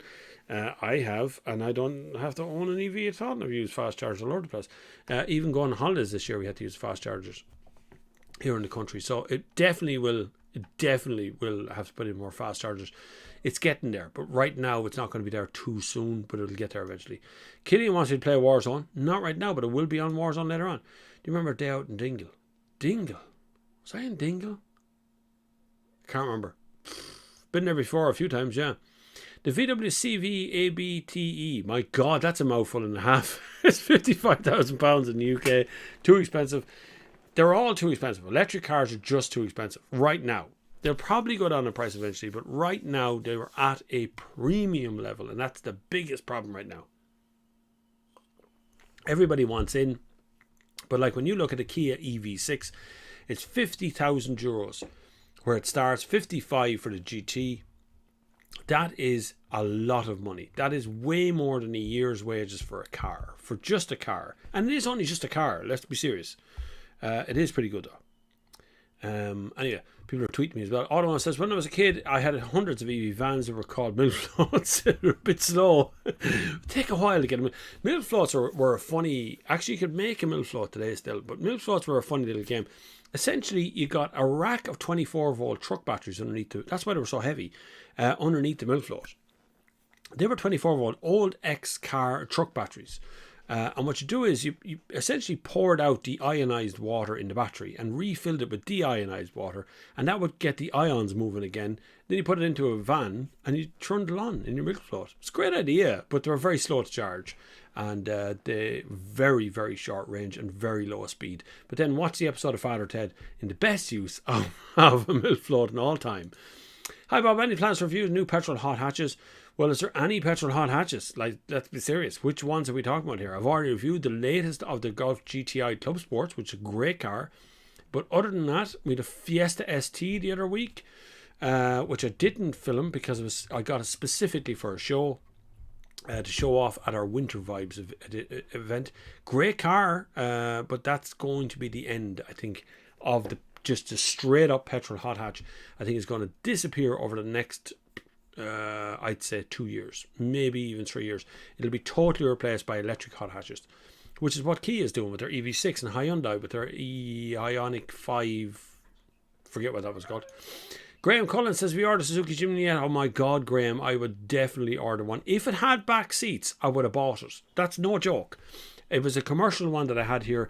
It is the best looking thing I have ever seen, and it's just charming. Just a gorgeous, charming, little tiny car to drive around in. Everybody loves you. Men look at it and go, that's tiny. How do you even fit in it? But it's well able to go off-road, and it would look great with a snorkel on the side. Women look at it and go, I could drive that, and it's a proper 4x4. And it is a proper 4x4. Great big stick in the middle. Drove it in the snow. Had a lovely time with it. I would definitely order it, but they only bring the commercial at the moment in Ireland, and then we'll see what happens with later on the year. They're promising to bring in a passenger version eventually, but they've restricted supply on the passenger version in the UK because Johnny Smith bought one. and or leased one, and he had to badger everybody to get a hold of that thing. Mild hybrids are all a craze right now, but it's really just a marketing term to appeal to people in an attempt to look green, in my opinion. New diesel is better than carrying a large battery rarely used. That's 100% true. If you want to go combustion engines, right now, see, the problem is the market shifted from diesel, not all the way. It's still 55% diesel, I think, in Ireland. But it used to be 80% diesel. A lot of them shifted over to petrol hybrids. So either a hybrid, mild hybrid, or PHEV. And now they're finding that they're spending an absolute fortune on petrol because they're still doing the same mileage, but the car's not able to do it. So like BMW 530e, I don't know which one it is, in the winter would have maybe 14 to 20 kilometers range on electric. That's it. You're going to drive there, you're going to be empty. You're going to charge that thing twice a day. PHEVs have been they're good fun, but they've been a dead end since the very beginning. And in my opinion, unless you have a very, very narrow, specific reason for using one, I wouldn't bother with it. Much better to get full electric all the way, or just buy yourself something fast anyway. If you want to buy it for speed, buy that. Oh man, it's lovely. Kira Hennessy says, combo sail and rail tickets on the ferry, usually better value than buying a train ticket separately, Bob. Really, you must check that out. Or Eurolines from Bus Aris to London, which goes on the ferry. Good value if you have the time. That sounds interesting. I have this hankering, see. I would love to take a very long train journey. I like very slow, very long journeys where you don't have to worry about it too long. We don't do much of them anymore. So I'd like to get a sailboat and sail to Portugal. It might take you 10 days, but that's okay by me. So I'm just interested in slowing myself down. So I'd love to go over to the UK, spend a bit of time going around the UK, but I want to do it on public transport with a mix maybe of having to rent a car once in a while. But there's some places you just want to go that won't get you there on public transport. But I'd love to go over there and spend a bit of time just kind of clickety-clacking across on a train to London. It'd be just cool, you know, just something different. VWCV, or CV, sorry, yeah, just the way I read that out, it sounded complicated. Hey Bob, do electric cars keep you warm in winter without an engine? Yep, they do. They got a built-in heater. They're actually more efficient at warming up and staying warm for longer than a petrol-powered or diesel-powered car. So just supposing in the hypothetical you got stuck in a snowstorm on a freeway like happened a few weeks back in America where they were stuck there for 4 days, you could leave your electric car running for that whole length of time. And as long as you had enough of a charge, which would last longer than any petrol diesel car, it would never overheat or anything. So you'd never need oxygen or any sort of stuff to cool it all down, like you do with a petrol car, where the fan would come on the front and cool the radiator down. Do all that. You don't need to worry about that with electric cars. It would stay going forever. To best of my knowledge, you get 6 days on park from a fully charged 50 kilowatt car. Or 55 kilowatt car, something like that. I read that somewhere. That could be completely wrong, but you do get quite a long time from electric car sitting there, just turned on and ticking over. It'll just sit there and not use any power. Particularly if you turn on heated seats. Heated seats use less electricity than actually turning on the vents, because when you turn on the fans, you have to draw in cold air. It has to be heated up and then sent into the cabin warm. Whereas a heated seats just heat up underneath it and stay warm. It's lovely. Will you be reviewing the new Peugeot 508 PSE? Very nice car, but expensive. Hybrid cost nearly 70 grand.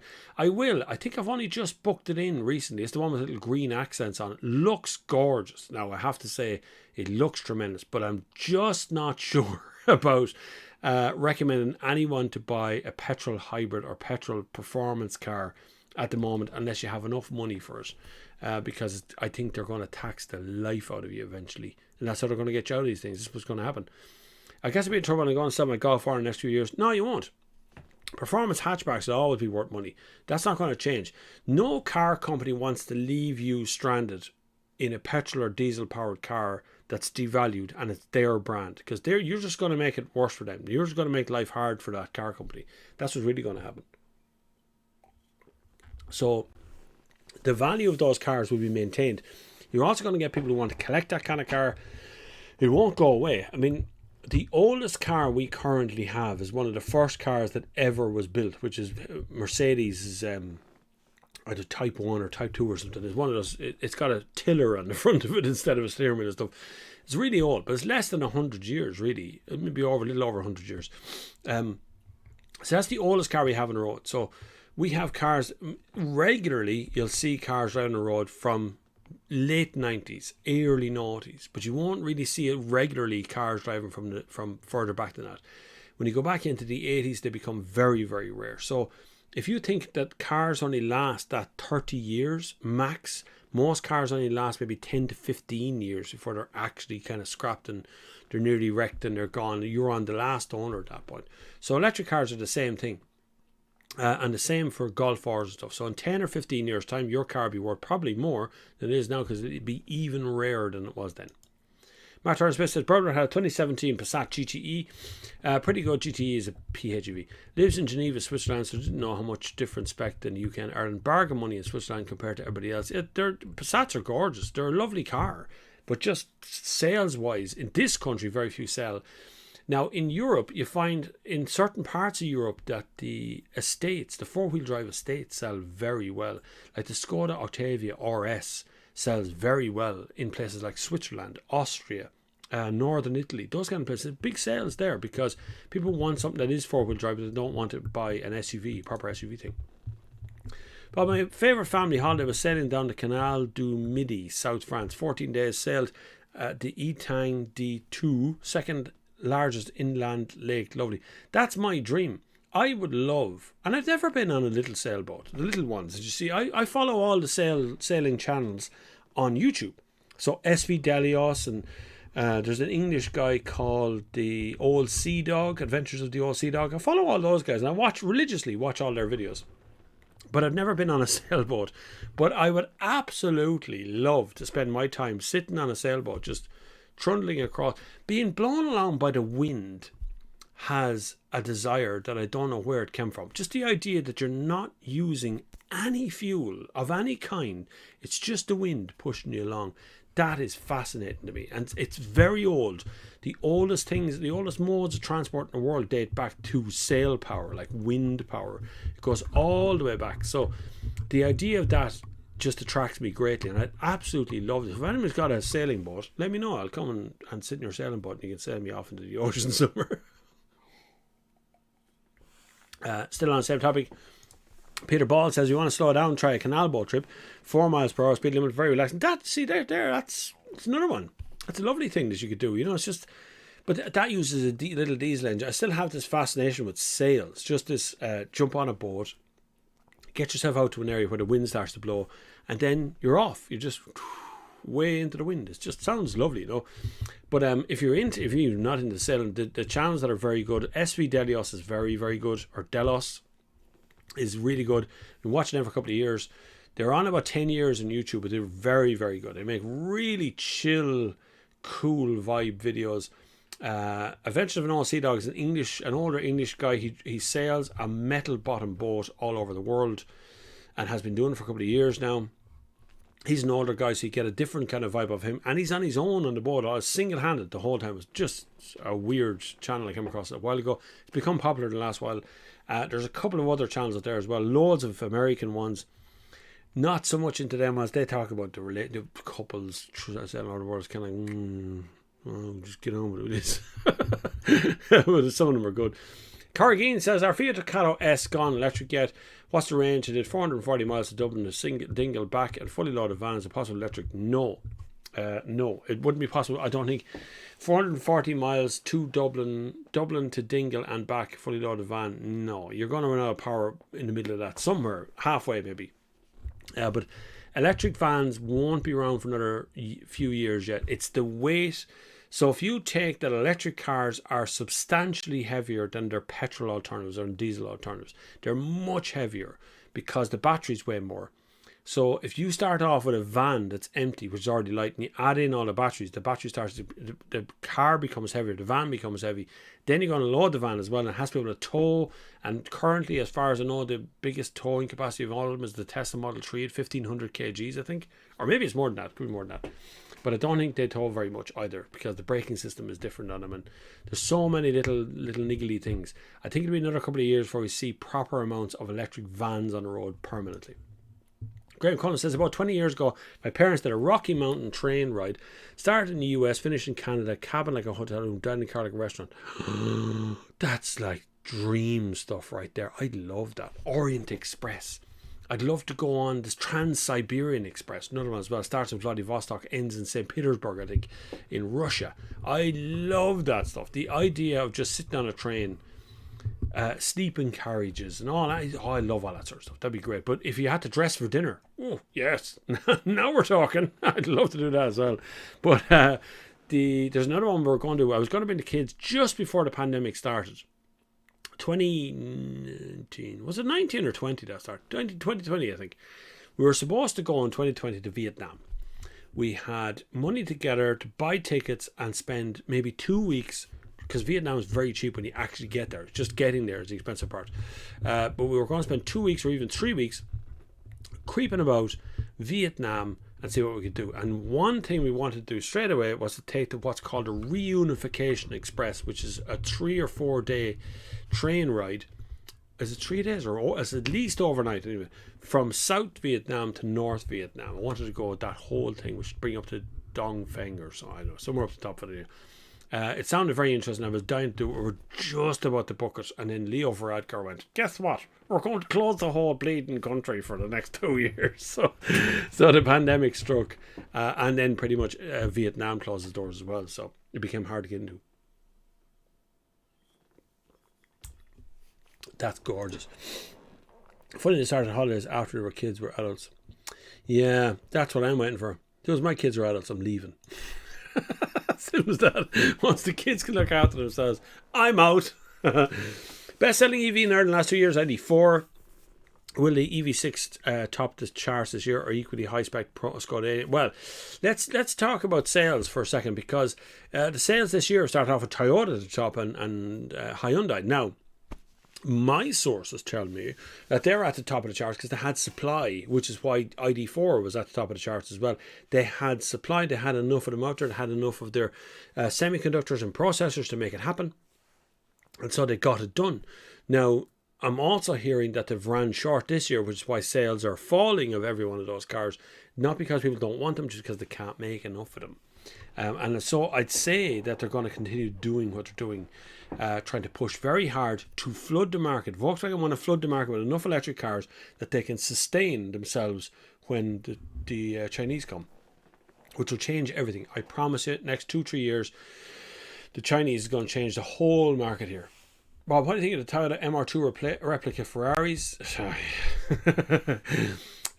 This has been long debated over many a pint at many a pubs as to whether people should take a Toyota MR2 and turn it into what looks like a Ferrari from a distance.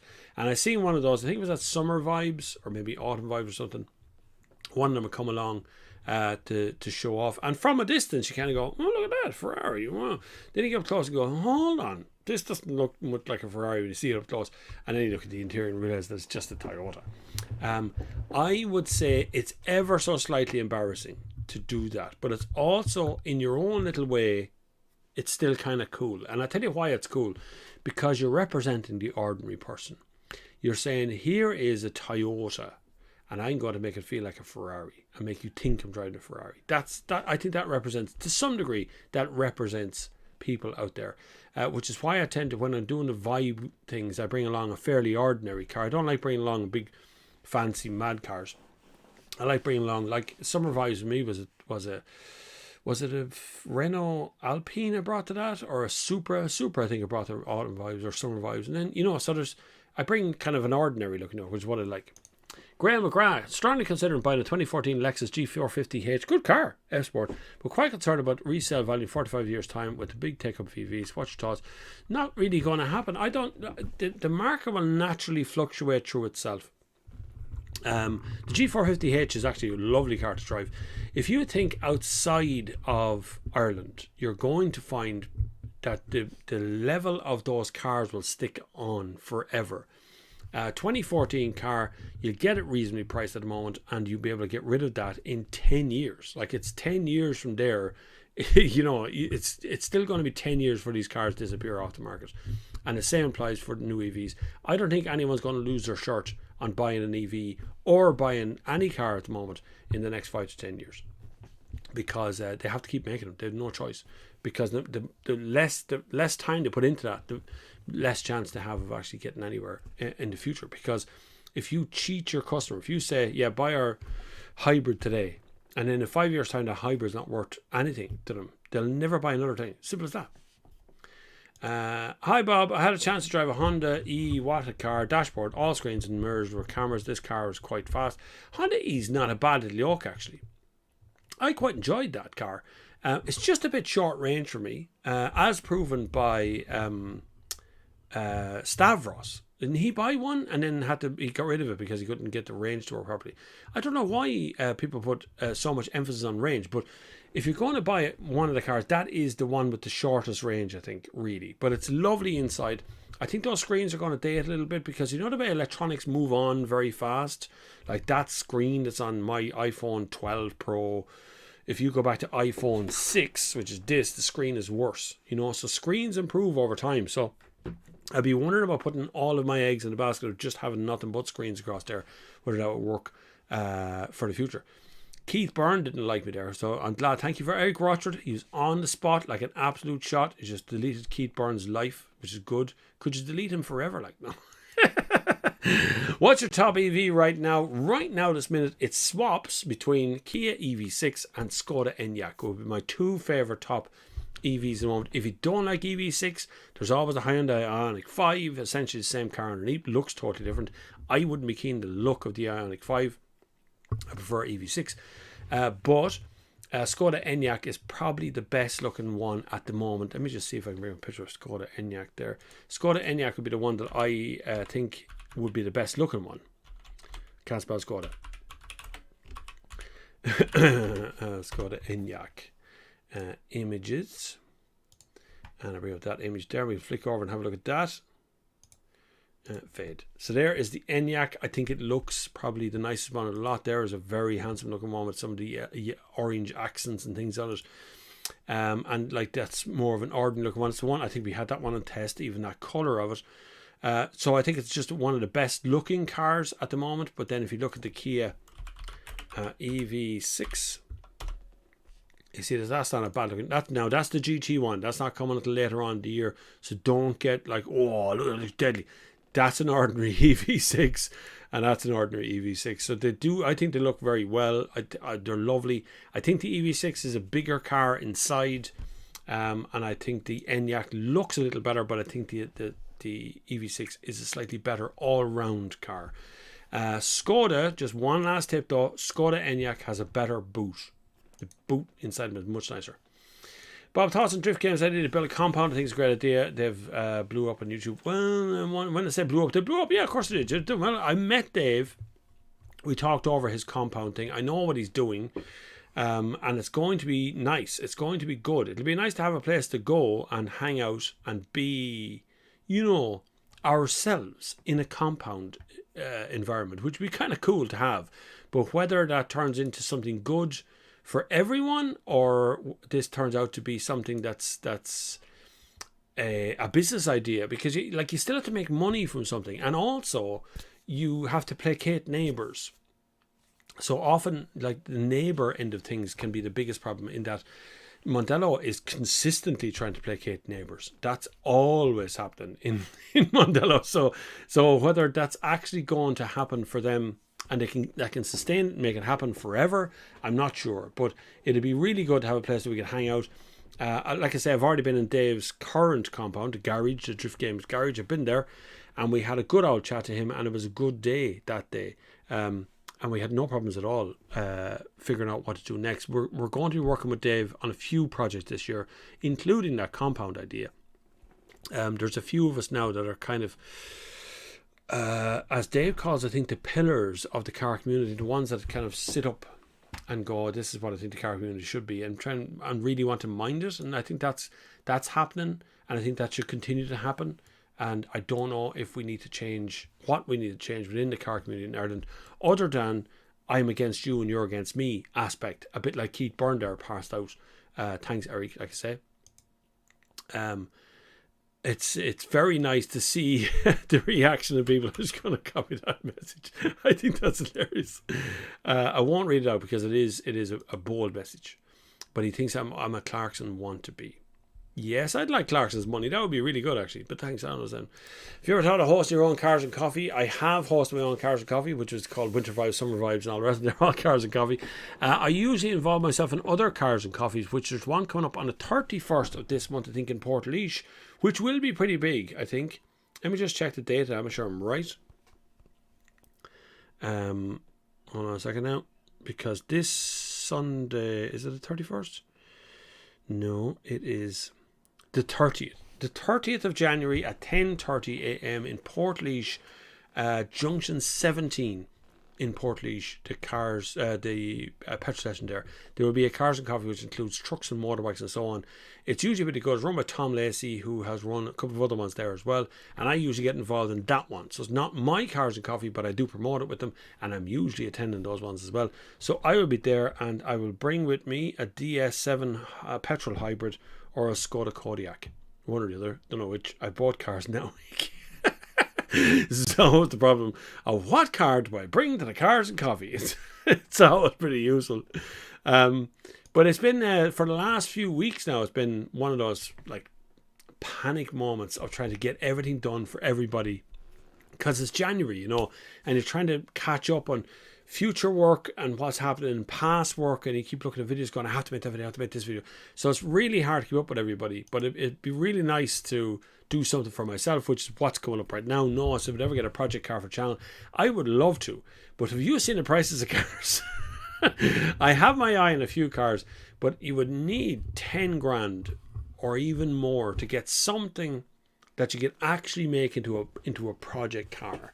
I think you need to start there. If you bought a 3 or 4 grand car right now, you'd just be buying heartbreak from start to finish. It would just be something that would drive you nuts. So you'd need to raise about 10 grand. I suppose I can probably do some sort of Kickstarter thing or whatever. I don't know, but I don't think people would be that interested unless it was like a timeshare yoke or something where you can hand it to people and let them off on it. But I have my eye on a couple of cars, yes, but the price is just so high on them. It's very hard to predict where it's going to go. For people that don't care about cars, should EV chargers have colour or numbers that you know which best machines to charge curve of their car? Otherwise, it's a waste of money or time. Really, I don't think the EV charge points, the standard ones, 22 kilowatt ones, need to be special car park spaces. There just should be more chargers. So like 10 chargers, a bank of chargers, and you solve all your problems. But for everyone else, the things that are missing off an EV fast charger is the price of that charger, how much you're actually going to be charged to be there.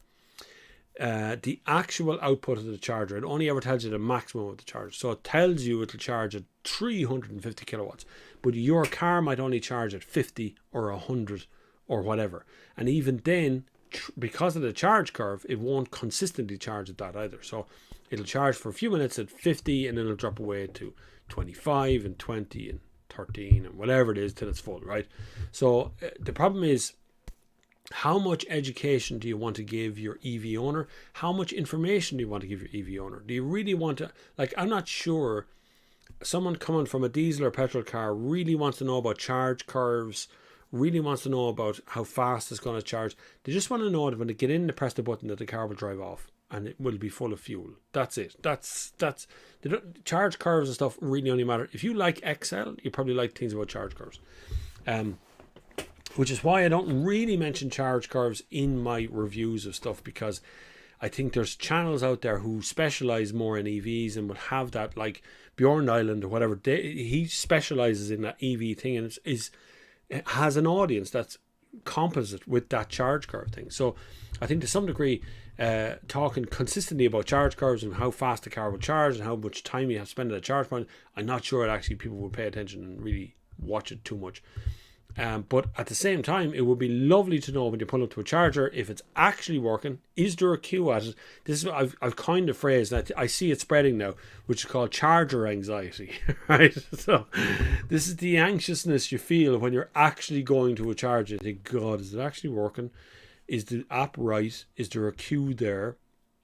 Is there You know, is there a roof over it? Is it indoors or outdoors? Can I get a cup of coffee when I'm there? Like, there's just all these different things to go through your mind. And then if you have the kids in the car or the wife is with you and you're going, darling, we have to pull over here for 30 minutes. And she goes, oh my God, again. Then you're like, should have just brought a petrol car. You know, and I've had that conversation with a few people as well. So it does happen. On the other end of the scale, there's people out there, nasty people out there, who are pushing the agenda very, very hard and see everything that I say as negative, which is the funniest thing in the world. Anyway, hi Bob, is government telling us that petrol and diesel will be killed off later in the years? What's going to happen to people who have high performance cars? What would happen to them? Nothing. If you already own the car, the fuel will stay around forever. What else are they going to do with the petrol stations? Now, it'll start to become a little bit more scarce. A little bit like LPG did. If you remember, LPG came out, you could get it essentially in every petrol station in the country. And then it started to just disappear. Slowly but surely. Now, Dacia has brought back an LPG car this year. There's a couple of other people going, yeah, LPG might actually work for them. So, I don't think the petrol cars will disappear or the diesel cars disappear.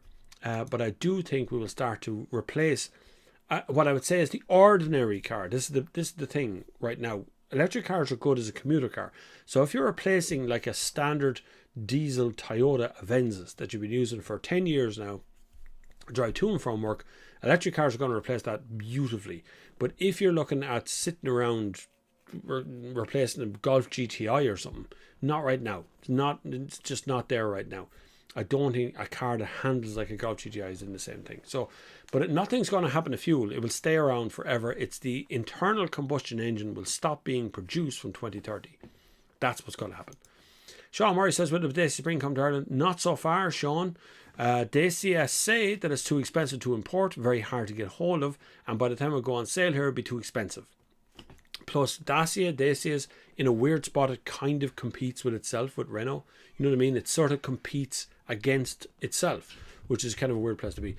Dacia Spring will be a good hope for a reasonably priced, good-looking electric car because the Renault Zoe's in there. Now, I find the Zoe a little bit weird. We'll gloss over the lack of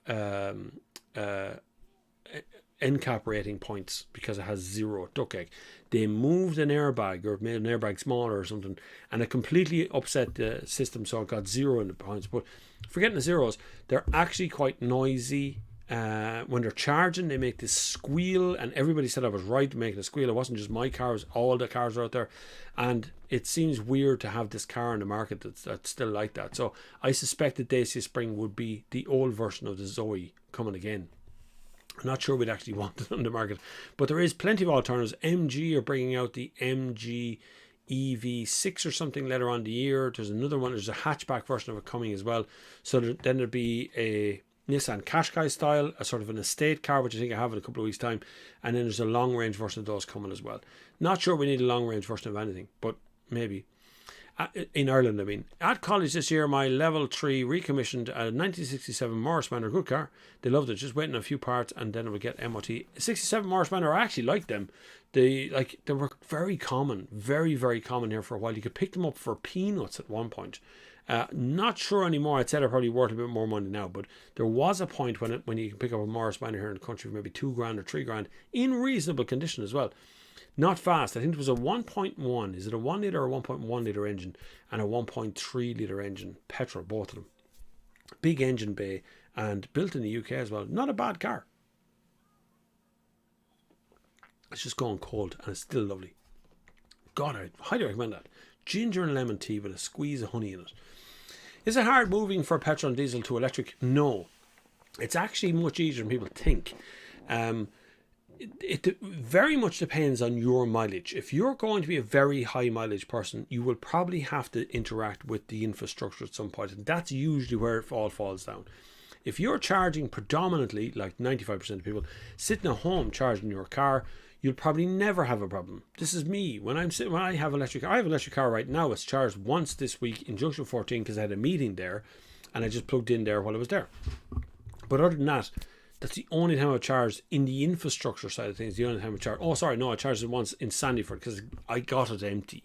When it was given to me as a press car, there was very little fuel or very little energy in it. So I drove to a fast charge point and charged up to about 60% or 70% or something. Now, If you're a long range driver, though, this could be a problem. So EV evangelists will tell you to only charge your car to about 80%. That's all you need, because it saves the battery over time. And I get it, I understand that, but 80% of, say, 300 kilometers, you're starting to eat into your own range, right? So it's not hard or difficult to make the move, but it comes with planning. You got to plan everything. You can't just jump in a car and drive anywhere you want to go. You kind of have to go, is there a charge point? Am I going to be beyond my range? You know, there's all that, because it's not like filling up a petrol or diesel car. You just drive to a petrol station, squirt, go on. That's it. But with electric cars, you have to have a charger there. And it has to charge a certain speed for you to move on at times. James says, if buying a new Golf GTI, would GTE be a better option? No, absolutely not. GTE comes with GTE is good, but it does come with I think it's a 55 kilo battery in it as a PHEV, which adds a little horsepower, but it actually takes away from performance because it's behind you. So it makes this kind of weird feeling behind you. I prefer GTI all the way out the front. It's just fun that way. Or I would go Golf R, but GTI is more fun. GTI Club Sport, one of the best cars I've had in the last couple of years to drive. I mean, forgetting that it's electric or diesel or petrol and that sort of stuff. Just as a driver's car, GTI Club Sport was absolutely cracking. They will have to eliminate oil fired and solid fuel from homes for the eliminate pistons. There's the problem, is that there's so many other places to tackle, but the one that's getting tackled the hardest is cars all the time. But there's so many other things to tackle out there, like turf fires. I go for a run in the evening here, and there's turf fires burning all over the place, and it's like London pea supers, you know. And there's so many other places we need to examine that would be very easy to look at. I'm not saying to get rid of turf, for God's sake. Don't start writing to the show and saying you want to get rid of turf, but you get what I mean. That there's all these other, there's jet engines, there's ferries, there's cargo ships.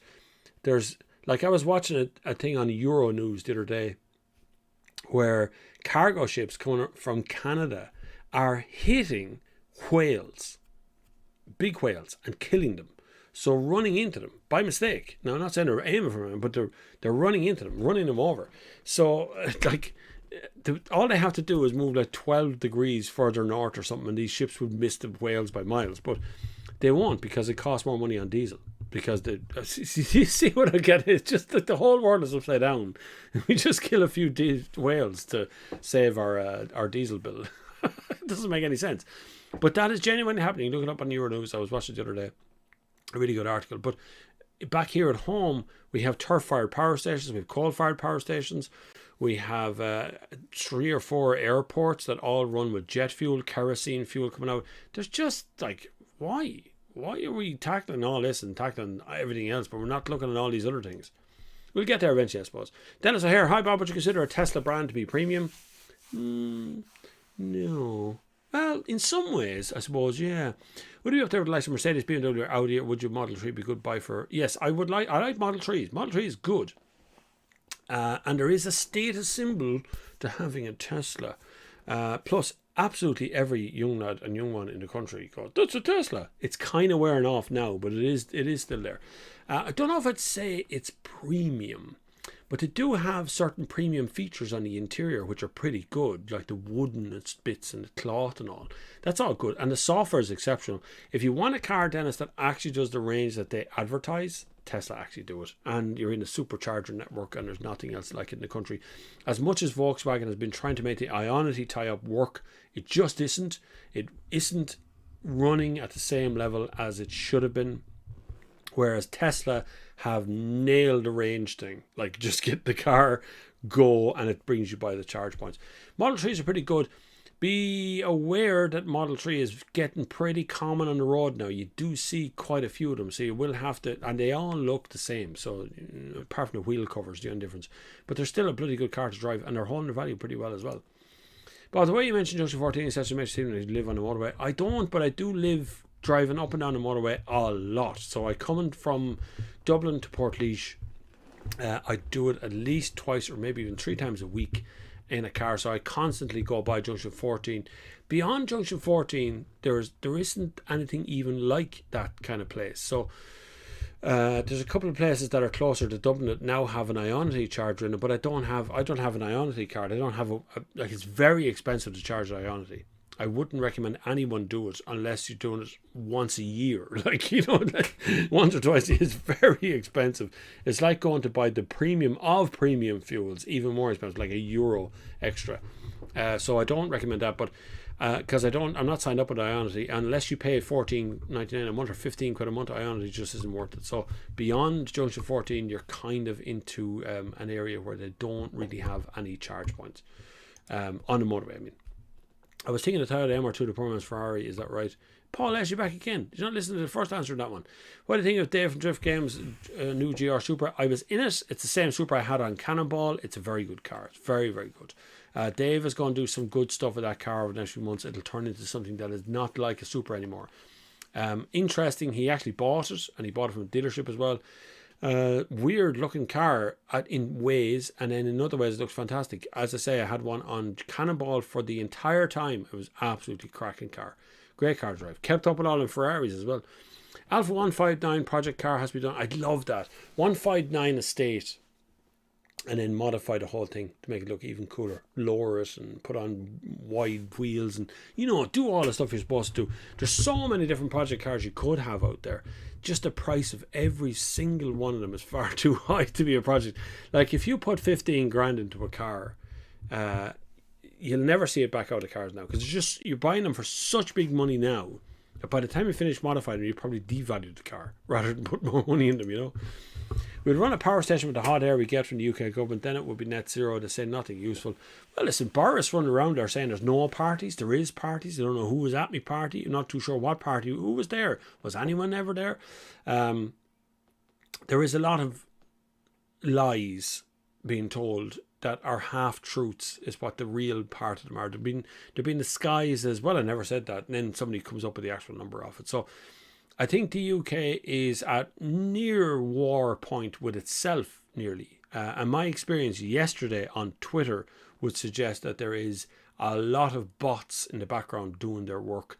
I had one tweet yesterday which garnered nearly 3,000 comments from it, and hundreds of retweets. Even Right Said Fred, even the real Right Said Fred got involved in the thing. And some other verified accounts with thousands, hundreds of thousands of followers come after me as well. And it was funny. It was just how it was funny. To me, it was funny. But if you were young, you would be very influenced by what they were talking about. You'd be very uptight about that. That would be a difficult thing to do. And I felt very sorry for other young people who might come under that kind of scrutiny. For me, yesterday, I was sitting there with the wife yesterday, and we were laughing at the pictures that were coming out. And my picture was turned into a meme, and there was all kinds of things going on. It was really good. You should check it out. It's on my Twitter account. Mini Cooper S project car for me. That'd be nice. Actually, yeah, one of the older Mini Coopers would be really cool. And maybe do it up like the ones from the Italian Job or something. Do that kind of Cooper one with the little lights on it, little bull bars on the front. That'd be nice. You think Apple make an electronic car? They will eventually. They'll all do it. I would suggest Apple will probably do a software for a car, which would be very dangerous. You see, this is Apple Maps, is not very good. But Apple Maps in the last update has become very, very clever. And I found yesterday, I was using my watch yesterday to navigate around Dublin. We were looking for a particular restaurant, and I put it in my phone, it popped up on my watch and showed me how to get there using the watch itself. So there is some clever stuff that's going on. I know that Apple had got into bed a little bit with Hyundai for a while, but then Hyundai started to go, we're working on Apple's car, and Apple went, no they're not, we know nothing about the car. They walked away. Apple wanted to keep it nice and quiet to themselves, so I don't blame them, because they want to kind of experiment in the background. If you remember, Google, one of the richest companies on earth, were making a Google electric car for a while, a self-driving Google electric car. Then they seem to back off on that again and come back to it later, and they seem to go back and go forward. It's hard to see where they're all trying to get to. One of the most expensive jobs in the world is to make a car from scratch. It's the hardest thing. It's the most difficult thing. It takes forever. It takes billions of euro to make it happen. Your man Dyson learned that message very quickly after he went all the way to near production level with a car and then fell out. Then went, nope, not spending any more money on this show, because it's just like a big hole in the ground. So I don't think Apple want to go broke, because they're now the only other device on earth that is a mobile phone that isn't using Android in some way or another. It's just using its own product. So it's still the only one, which means it can only invest all of its own money into an electric car to make that happen, or into some form of a car. So I would think the best thing to do would be to approach Tesla, get the batteries and the technology from Tesla and put a different body on it and put Apple software into it. There's your problem solved, really. As simple as that. But if I wish to bring back to Ford Sierra XR4, you should just buy one. They won't. Ford are in trouble. And in my opinion, I'm not sure where that's going to end. I think Ford have been in trouble for a number of years. Ford US not so much, but Ford Europe for sure. Ford Europe has been constantly fighting the march of everyone around them, as they have to ask Ford America for permission to do everything before Europe can do anything. And then of course the Americans come over and go, that's not the way we want to make trucks. And Ford Europe is going, but nobody buys trucks in Europe. Everybody buys small cars. So it's a totally different feel in this part of the world versus the way it works in America. And I think that's going to be their downfall eventually. I would suspect in the next probably 5 to 10 years, you're going to at least have one or maybe two big car companies hit the wall and fall asunder as they become the next Nokia. Like that phone back there, the little Nokia 5110 that's in there. That company, Nokia, was anyone doesn't know the history, Nokia was one of the biggest companies on earth, but the biggest phone manufacturer that ever existed. Talk about upgrade. Nokia would bring out 2 or 3 phones a year and people would buy them all and have them all. And then they started bringing out phones with electronic screens but had keyboard on the bottom, a bit like BlackBerry. And then the Apple iPhone came out and Nokia went, iPhone's a flash in the pan. And that was the last time we heard of Nokia. They just kind of slowly died a death. Over the next few years, the market share disappeared. Along with BlackBerry disappeared. They all disappeared over time, and that's what we're left with. And I think we're going to see a car company go that direction. I'm not saying it's going to happen very quickly, but I think the one that came very close is Volkswagen recently, Volkswagen Group. But I think Ford right now are rationalising their brand. They brought Ford Ireland is more or less gone. It's kind of run from the UK now entirely. BMW did that too. But I think over the next couple of years, we're going to see someone like Ford really hit the skids. And it's going to become very difficult for Ford to do operations in any country. I'm planning to test out a new i20N. Seems to be getting out great press. Not here in Ireland so far. I